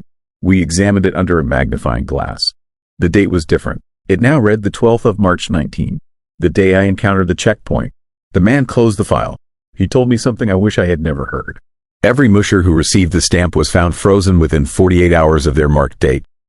No exceptions. Robert Kinnear got his stamp on March 15th and was found frozen 3 days later. The date on his bib was also March 15th. The stamp marked the day you were received, the day you were claimed. I asked what I should do. The man had no answer. He just said they would monitor the situation, that I should check in every day. Let them know I was still mobile, still warm. That was 4 months ago. I check in every morning like clockwork. My dogs never recovered. Their eyes stayed black for 2 weeks, then slowly faded back to normal. But they are different now. Skittish. They watch the tree line at night like they are expecting something to emerge. Sitka will not sleep inside anymore. She paces the yard until dawn, regardless of weather. I have not felt cold since that night. Not once. I walk outside in January wearing a t-shirt and feel nothing. My core temperature reads normal on a thermometer, but I do not shiver. Do not need a coat. My wife noticed. My doctor ran tests. Found nothing wrong. But I know. I can feel it under my skin. A spreading numbness that started in my fingers and toes. It crawls up my limbs a little more each week. Slow, patient, inevitable. I wake up some mornings and cannot feel my hands for the first few minutes. The sensation returns eventually, but it takes longer every time. The officials stopped returning my calls last month. I think they know there is nothing they can do. That whatever claimed me in that storm is just taking its time. Following its own schedule. The old rules. The ones that predate maps and GPS and modern checkpoints. I had my wife photograph the stamp yesterday. The date is fading, bleeding into the fabric like old ink. But it is still readable. The 12th of March 19. I looked up the old case files they let me see. Read every detail about the previous victims. There was one thing they all had in common beyond the stamp. One detail the investigators never could explain. Every frozen musher was found facing north. Arms outstretched, like they were reaching for something only they could see. Last night I woke up standing in my backyard, facing north, arms extended. I have no memory of leaving my bed. No recollection of walking outside. My wife found me at 3 in the morning, standing barefoot in a foot of snow. I could not feel the cold. This morning, I tried to book a flight to Seattle, get as far from Alaska as possible. But when I went to pack, my hands would not cooperate. They moved on their own, unpacking, returning my clothes to the drawers. I watched it happen, felt nothing. My body knows where it belongs. The numbness reached my chest last week. I can feel my heartbeat, but it seems distant, like it is happening to someone else. Sometimes I forget to breathe and have to remind myself, force my lungs to expand. I am writing this because I need someone to know. The official reports will say I died of exposure, that I wandered into the wilderness during a depressive episode or suffered some kind of psychotic break. They will not mention checkpoint 0. They will not talk about the stamp. But if you are a musher, and you see lights in a whiteout where no checkpoint should be, do not stop. Do not approach. And if you are foolish enough to accept their stamp, understand what it means. You have already been received. The cold is already inside you. It is just deciding when to finish what it started. Tonight I will probably walk outside again. Face north, reach for whatever is waiting. And this time, I do not think I will come back. The numbness is in my throat now, spreading up my jaw. Soon it will reach my brain. I wonder if I will still be aware when they find me. Frozen, arms outstretched, still reaching for checkpoint 0. Story 9. Street that forgot when the traffic light was wrong. Not broken, wrong. It hung from wooden poles instead of metal. The glass lenses were hand-blown, thick, warped, and the street beneath it was cobblestone. Wet cobblestone that reflected gas lamps even though it was 3 in the afternoon and the sun was shining overhead in 2008. My name is James Whitaker. I am a commercial airline pilot based in Seattle. In June of 2008, I was on a layover in Juneau with my wife Rachel and our 10-year-old daughter Emma. We were walking downtown, shopping, being tourists, normal family vacation, until we turned down Franklin Street and stepped into 1927. Completely, totally, impossibly. One moment we were in modern Juneau, cars, smartphones, coffee shops with Wi-Fi signs. The next moment everything shifted. Not gradually, instantly, like someone had changed the channel on reality. The cars were Model Ts. The storefronts had hand-painted signs. The people wore wool coats and cloche hats and moved with the deliberate pace of a different era. Rachel grabbed my arm, asked if I was seeing this. I was. Emma was already walking ahead, fascinated, pointing at a horse-drawn cart delivering ice, at women in long skirts, at men in suspenders and newsboy caps. She thought it was a historical reenactment, some kind of festival, but there were no cameras, no tourists, no modern anything. Just 1927 existing perfectly around us while 2008 had vanished. I pulled out my phone. No signal. The screen showed the date, June 14th, 2008. 3:27 p.m. But the phone felt wrong in my hands. Anachronistic, like I was holding advanced alien technology in a world that shouldn't contain it. A woman walking past stared at it. Her face showed confusion, suspicion, fear, like she was seeing something impossible, something that violated the rules of her reality. We walked faster, tried to find our hotel. The Alaskan Hotel. It should have been 3 blocks away.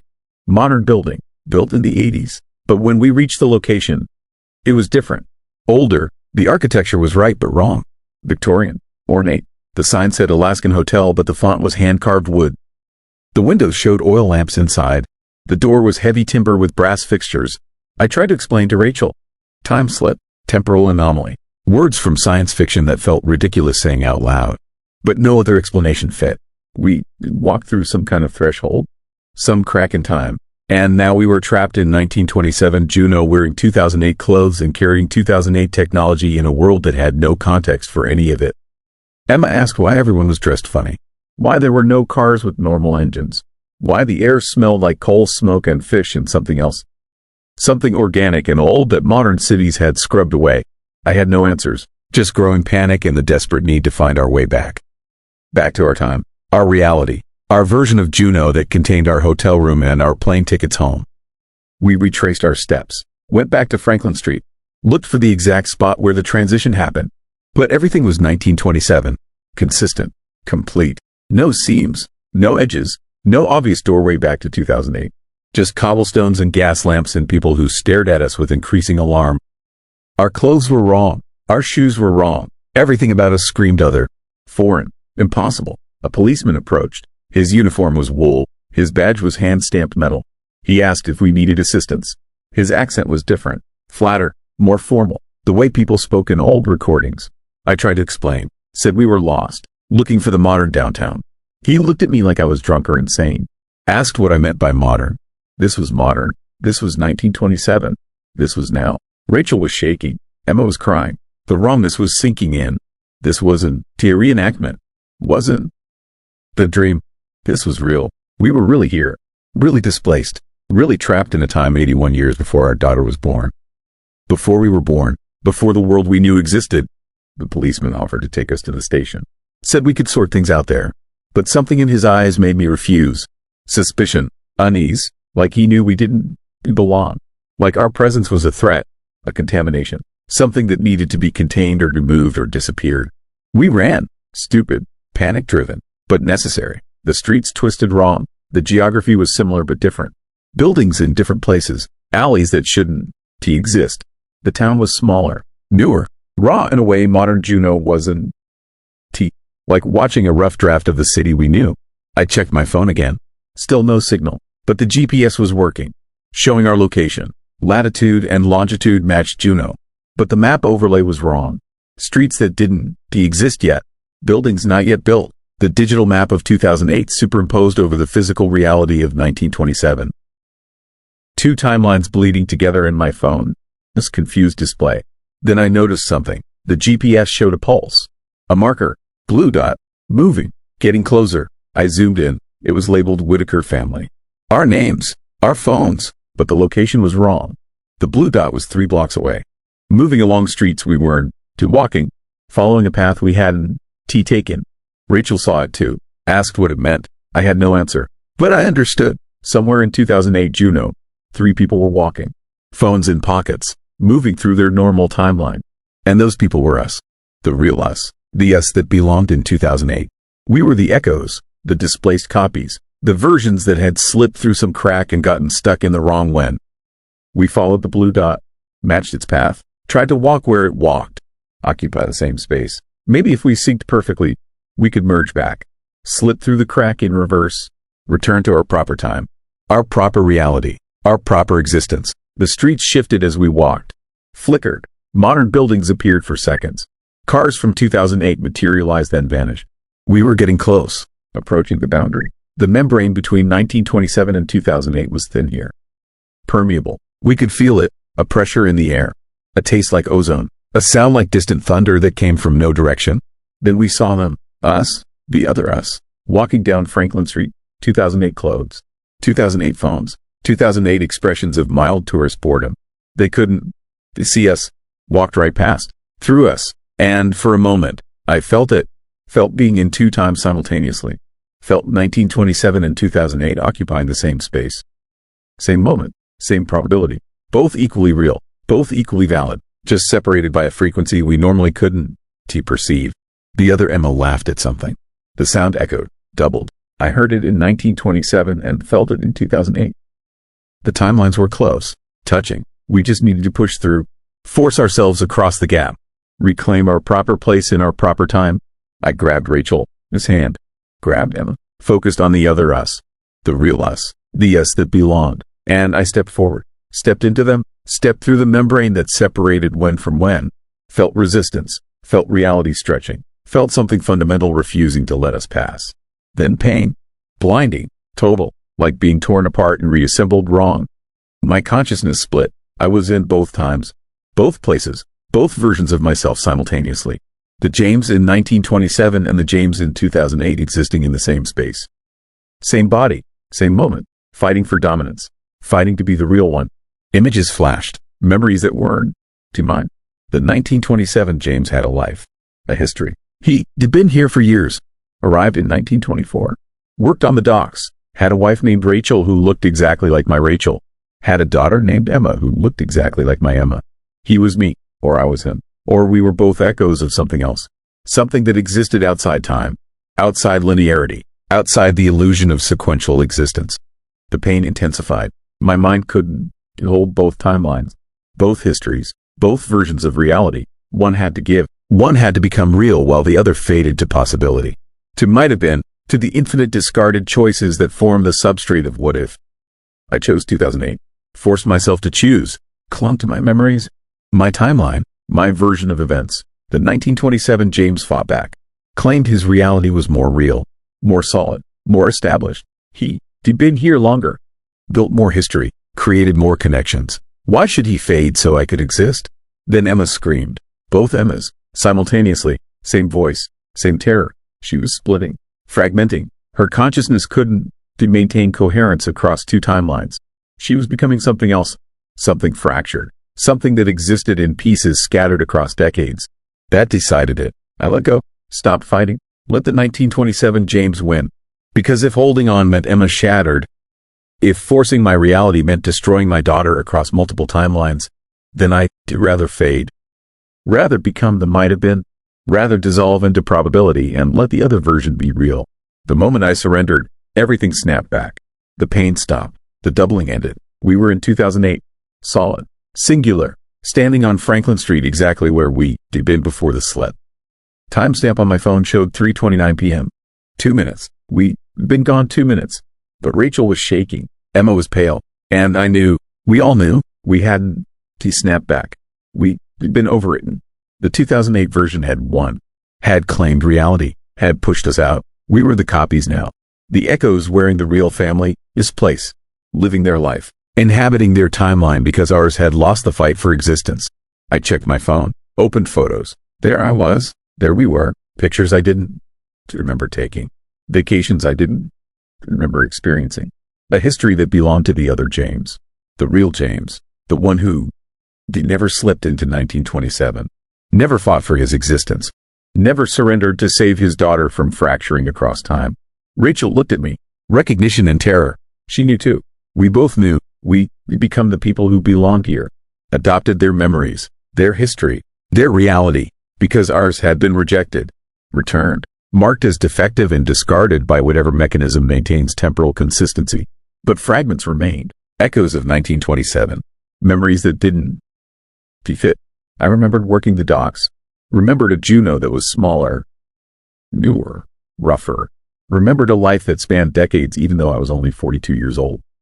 The 1927 James hadn't faded completely, hadn't disappeared. He demerged, combined, become part of me, part of us. Emma asked why she felt weird, why she remembered things that never happened, why she felt older than 10. I had no answer, no way to explain that she carried memories from multiple timelines now.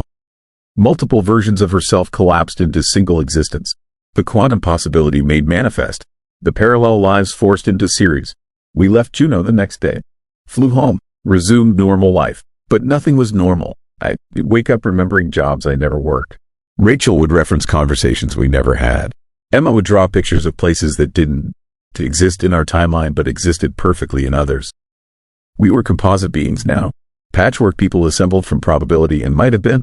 I started researching. Found stories. Other people in Juneau. Other tourists. Other locals. All reporting brief slips. Moments where the town flickered. Where time became fluid. Where 1920s Juneau bled through into the present. The reports went back decades. Hundreds of cases. Thousands, maybe. All dismissed.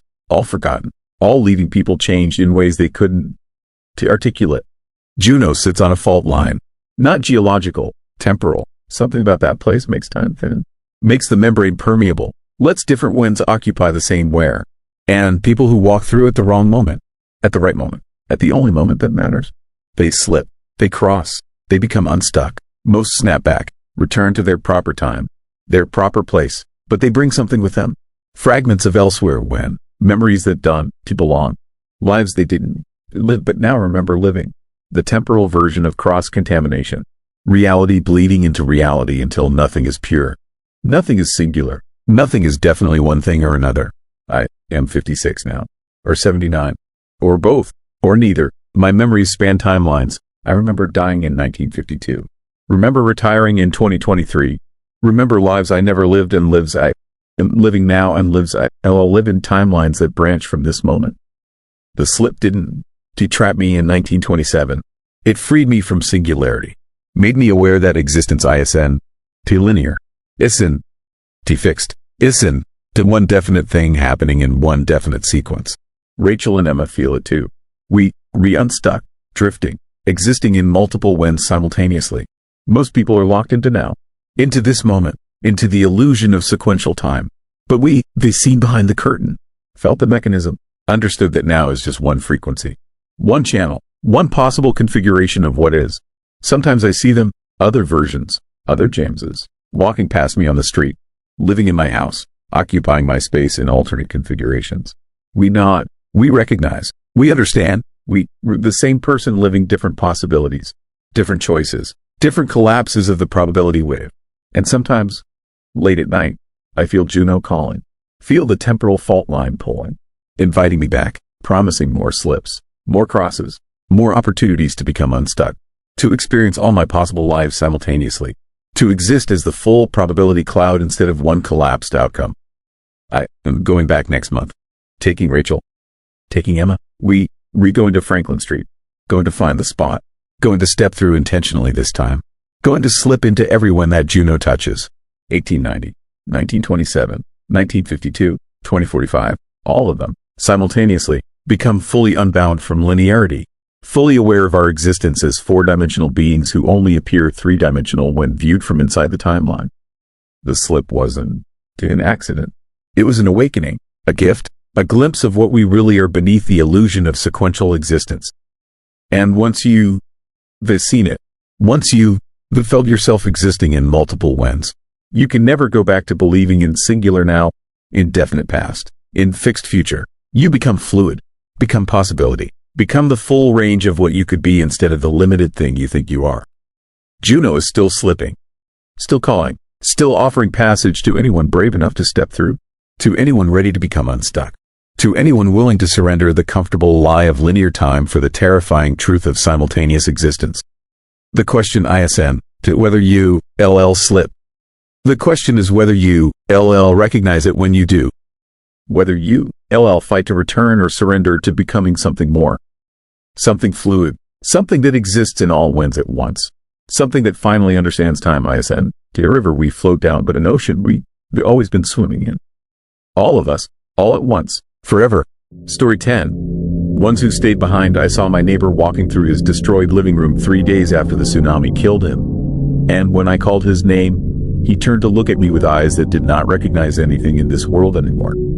That was in Sitka, Alaska, in October of 1991. And I have spent 33 years trying to convince myself that what I saw was grief, or shock, or my mind breaking under the weight of losing everything. But I know the truth. The dead did not leave when the water took them. Some of them are still here. My name is Robert Hayes. I am 78 years old. I was a fisherman in Sitka for 42 years before I retired. I have lived through storms that flipped boats. I have seen the ocean do things that should not be possible. But nothing prepared me for what happened on October 23rd, 1991. And nothing prepared me for what came after. The earthquake hit at 11:17 in the morning. Magnitude 7.9. The epicenter was out in the Gulf of Alaska, but we felt it in Sitka like the hand of God shaking the earth. Buildings swayed, windows shattered, car alarms screamed. It lasted almost 2 minutes, the longest 2 minutes of my life up to that point. When it stopped, everyone ran outside. We stood in the streets looking at each other, checking for injuries, assessing damage. The town had been through earthquakes before. This one was bad, but we would rebuild. We always did. That is what I thought. That is what we all thought. Then someone pointed at the harbor. The water was gone. The entire harbor had drained like someone pulled a plug. Boats sat on the mud. Docks hung in the air supported by nothing. Fish flopped on the exposed ocean floor. We stood there staring at it, not understanding. Then old Jim Patterson started yelling. He had lived through the '64 Alaska earthquake. He knew what was coming. He screamed at us to run, to get to high ground. The wave was coming. Most people listened. They grabbed their families and ran uphill, away from the water, but some stayed. Some went down to the harbor to secure their boats, to grab valuables. They thought they had time. They were wrong. I was halfway up Lincoln Street when I heard it, a sound like distant thunder. I turned and saw the wave. It was not like the movies, not a clean wall of water. It was chaos, a churning mass of debris and foam and darkness that swallowed everything in its path. It hit the harbor first. Boats exploded into splinters. Buildings collapsed. Then it surged into town. I kept running. Behind me, I heard screaming, crashing, the roar of water tearing through streets. I made it to the high school, maybe 200 feet above sea level. Safe. I collapsed on the steps and watched my town die. The wave reached 4 blocks inland. It destroyed everything in those 4 blocks.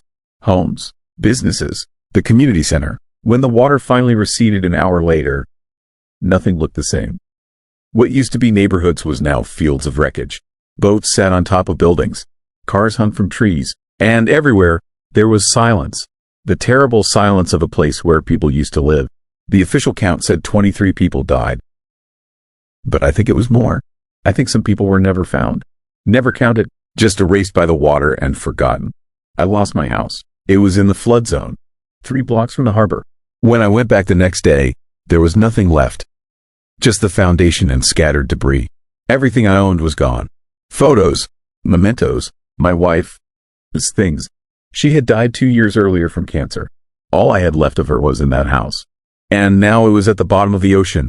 I stayed with my brother on the other side of town. The Red Cross set up shelters.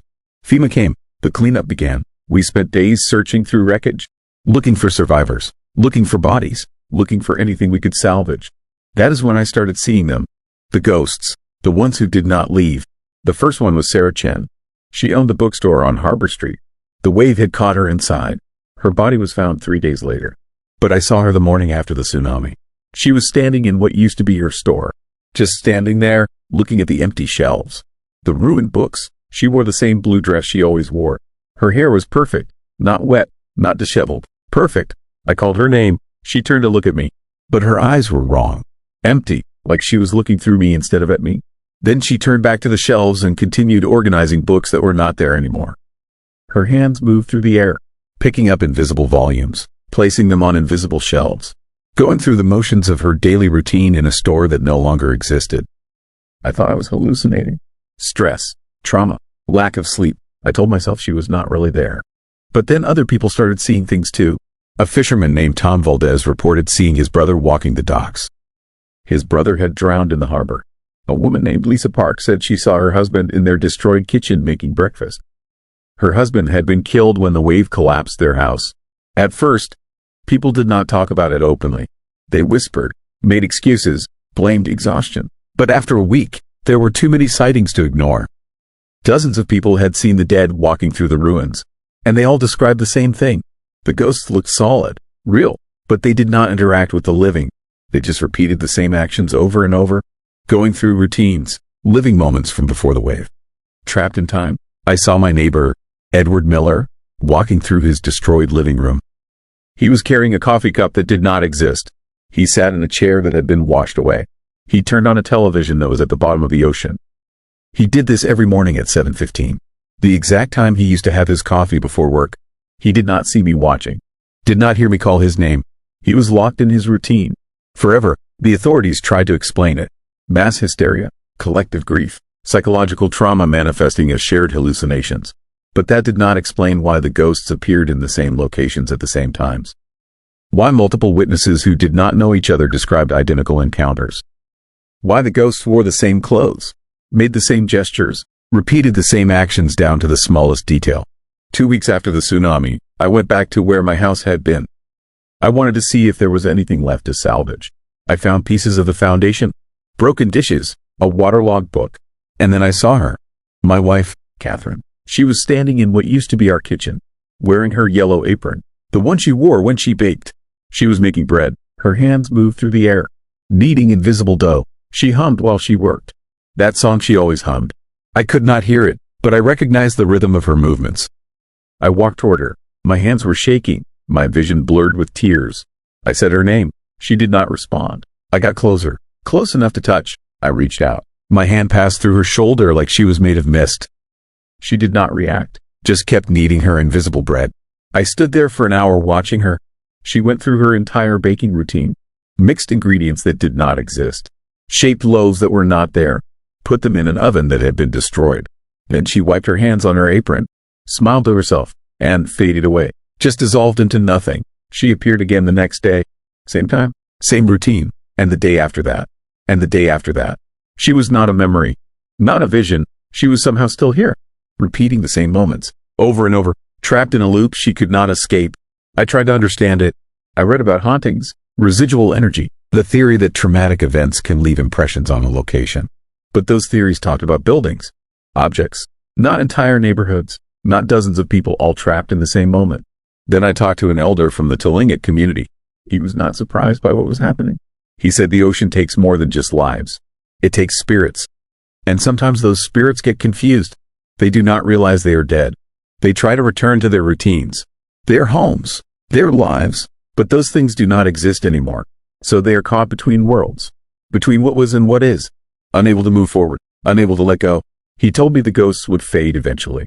It might take months, years, decades, but eventually they would realize the truth, and then they would leave, or they would become something else, something darker, something angry, spirits that resented the living for still being here while they were trapped. That was 33 years ago. Most of the ghosts are gone now. The town rebuilt. New houses replaced the destroyed ones. New businesses opened. Life continued, but some of the ghosts remain, fewer than before. But they are still there. I still see Catherine sometimes. Not every day, not every week, but once a month, maybe. I will be walking past where our house used to be, and there she is, making her bread, humming her song, still trapped in that moment, still unaware that she died 2 years before the tsunami even happened. I am 78 now. I do not have much time left, and I wonder what will happen when I die. Will I be like them? Will I get trapped in some routine from my life? Will I stand on a boat that does not exist, pulling nets that are not there, living the same moment forever? Or worse, what if the tsunami ghosts are not the dead? What if they are us? What if we all died that day, and we are the ones trapped?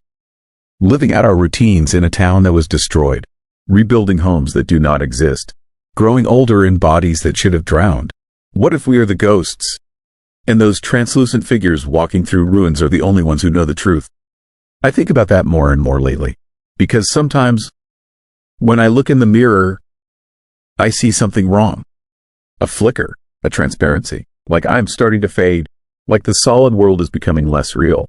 And I wonder if one day I will look down and see water where there should be ground, see ruins where there should be houses, see the wave coming again, forever, never hitting, never receding, just frozen in that moment before everything ended. The ghosts are not haunting Sitka. Sitka is haunting them, and maybe it is haunting all of us. We just do not know it yet. Story 11. Weeping wells. The ice from my well cried for 3 days before I realized the tears were blood. My name is Tom Hendricks. I am a 52-year-old contractor who moved to the Matanuska Valley 5 years ago for the quiet. Built my house with my own hands on 40 acres of nothing but spruce trees and mountains. No neighbors for miles, no drama, just me, my tools, and the kind of peace you can find in the lower 48.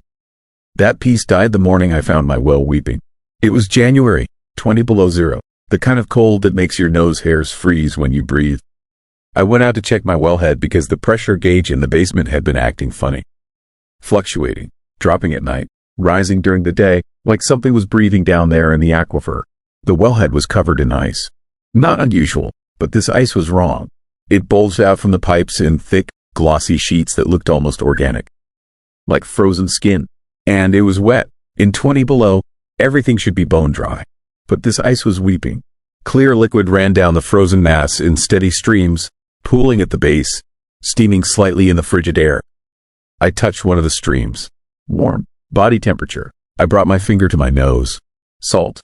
The ice was crying tears. I grabbed a sample jar from my truck and collected some of the liquid. Under my kitchen light, it looked clear enough. I chalked it up to some weird geological phenomenon. Underground thermal activity, maybe. Mineral springs. I read about strange things happening in permafrost. I poured the sample down the sink and went about my day. That night, I woke to the sound of crying. Not human crying, something else. A low, mournful sound that seemed to come from everywhere and nowhere. From the walls, from the floors, from deep beneath the house. I got up, grabbed my flashlight, and checked every room. Nothing, but the sound continued, rising and falling like breathing, like sobbing. It was coming from the basement. I descended the stairs slowly, my flashlight beam cutting through the darkness. The temperature dropped with each step. By the time I reached the bottom, I could see my breath. The concrete walls were covered in a thin layer of frost, and the well pipe, the one that brought water up from 400 feet below, was encased in ice. The same weeping ice from outside. It had grown, spread. The entire pipe was now a column of frozen tears, and the sound was coming from inside it. I pressed my ear against the ice. Beneath the crying, I heard something else. Whispers. Dozens of voices speaking in a language I didn't recognize. Or maybe I did. Maybe it was English, but distorted. Stretched. Like voices played backward and slowed down. The ice was so cold against my ear it burned, but I couldn't pull away. The whispers were trying to tell me something. Trying to warn me. Then the ice cracked. A fracture appeared right where my ear had been pressed. Dark liquid oozed out. Not water, something thicker. I jerked back as it dripped onto the floor. In my flashlight beam, I could see it clearly. Red, deep red. The ice wasn't crying water. It was crying blood. I ran upstairs and called my nearest neighbor, Bill Peterson, who lived 8 miles down the valley road. Told him what I found. He was quiet for a long time. Then he told me his well was doing the same thing. Weeping ice, warm liquid. He collected a sample too, but his looked darker. Almost black. His voice shook when he said he'd seen things in the ice. Shapes, faces. I told him I was coming over. Bill, his property looked like mine. Isolated, surrounded by wilderness. But his wellhead was worse. The ice had grown into a massive formation, easily 6 feet tall, that looked disturbingly like a human figure hunched over in grief. The weeping was constant. Dark liquid poured from dozens of cracks and fissures, staining the snow beneath it. The smell hit me as soon as I got out of my truck. Copper, iron, blood. Bill stood in his doorway, looking 20 years older than when I'd seen him last week. His face was gray. His hands trembled. He told me he called the health department. They were sending someone tomorrow. But he didn't think we had until tomorrow. He showed me what he found in his basement.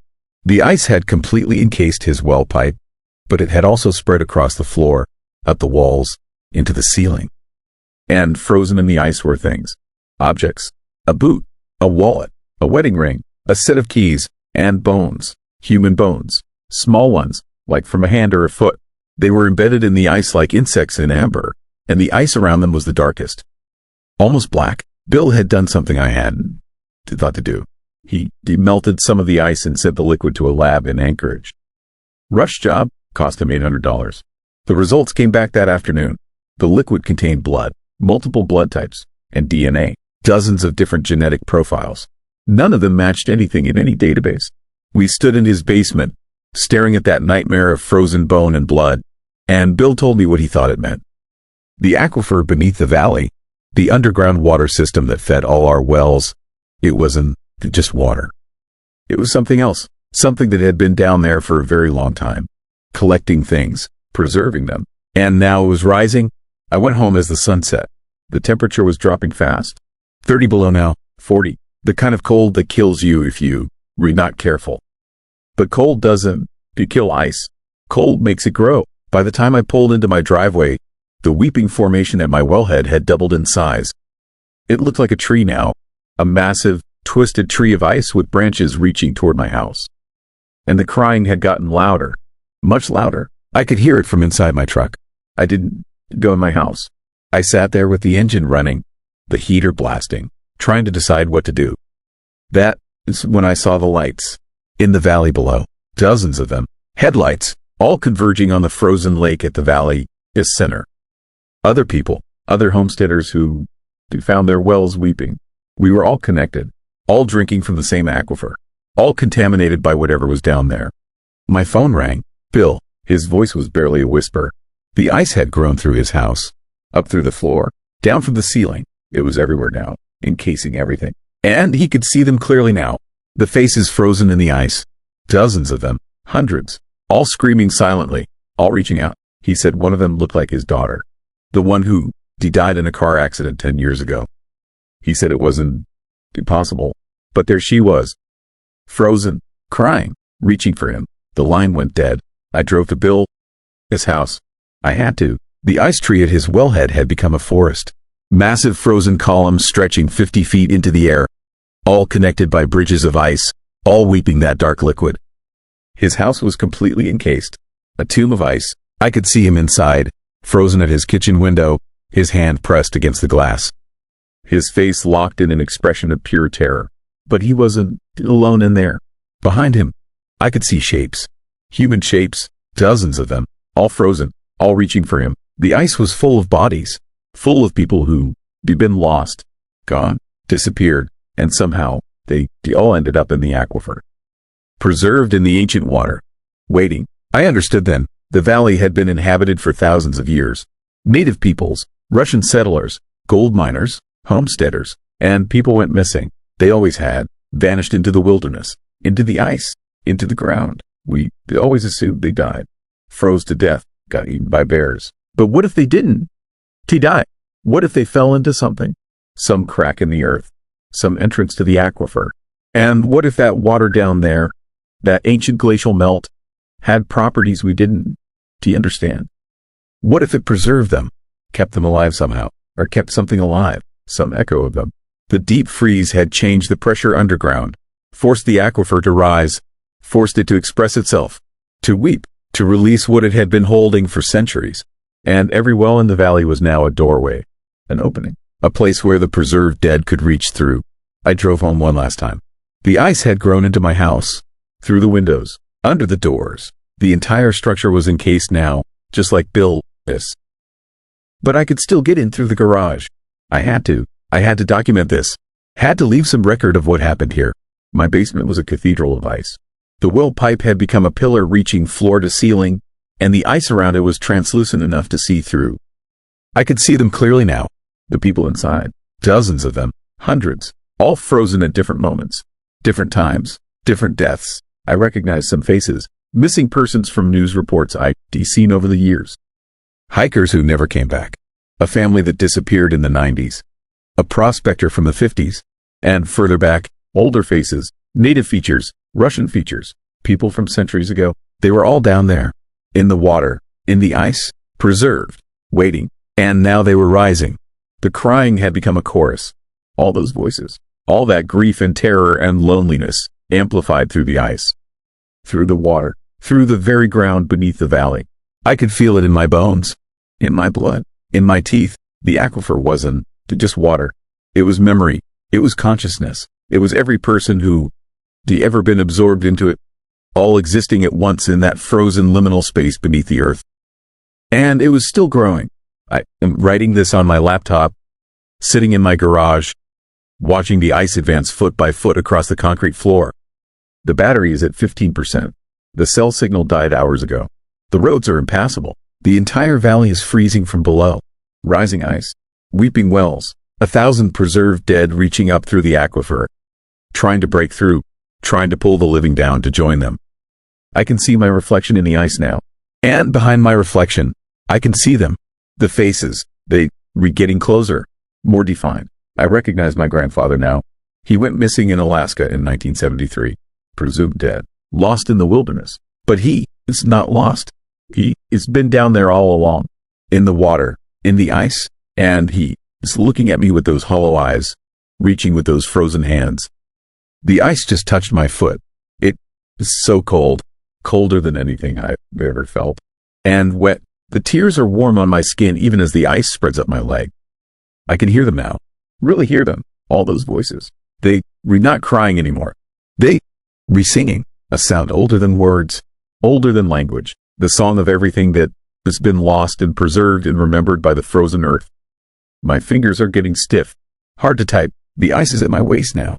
I can feel it inside me, in my blood, in my lungs, preserving me, making me part of the aquifer, part of the memory, part of the chorus. Soon I'll be another face in the ice, another voice in the crying wells, another lost soul that the valley keeps forever. If anyone finds this, understand. Dawn, to drill deep. Dawn, to tap the aquifer. Dawn, to drink the ancient water. It remembers, it preserves, and it never lets go.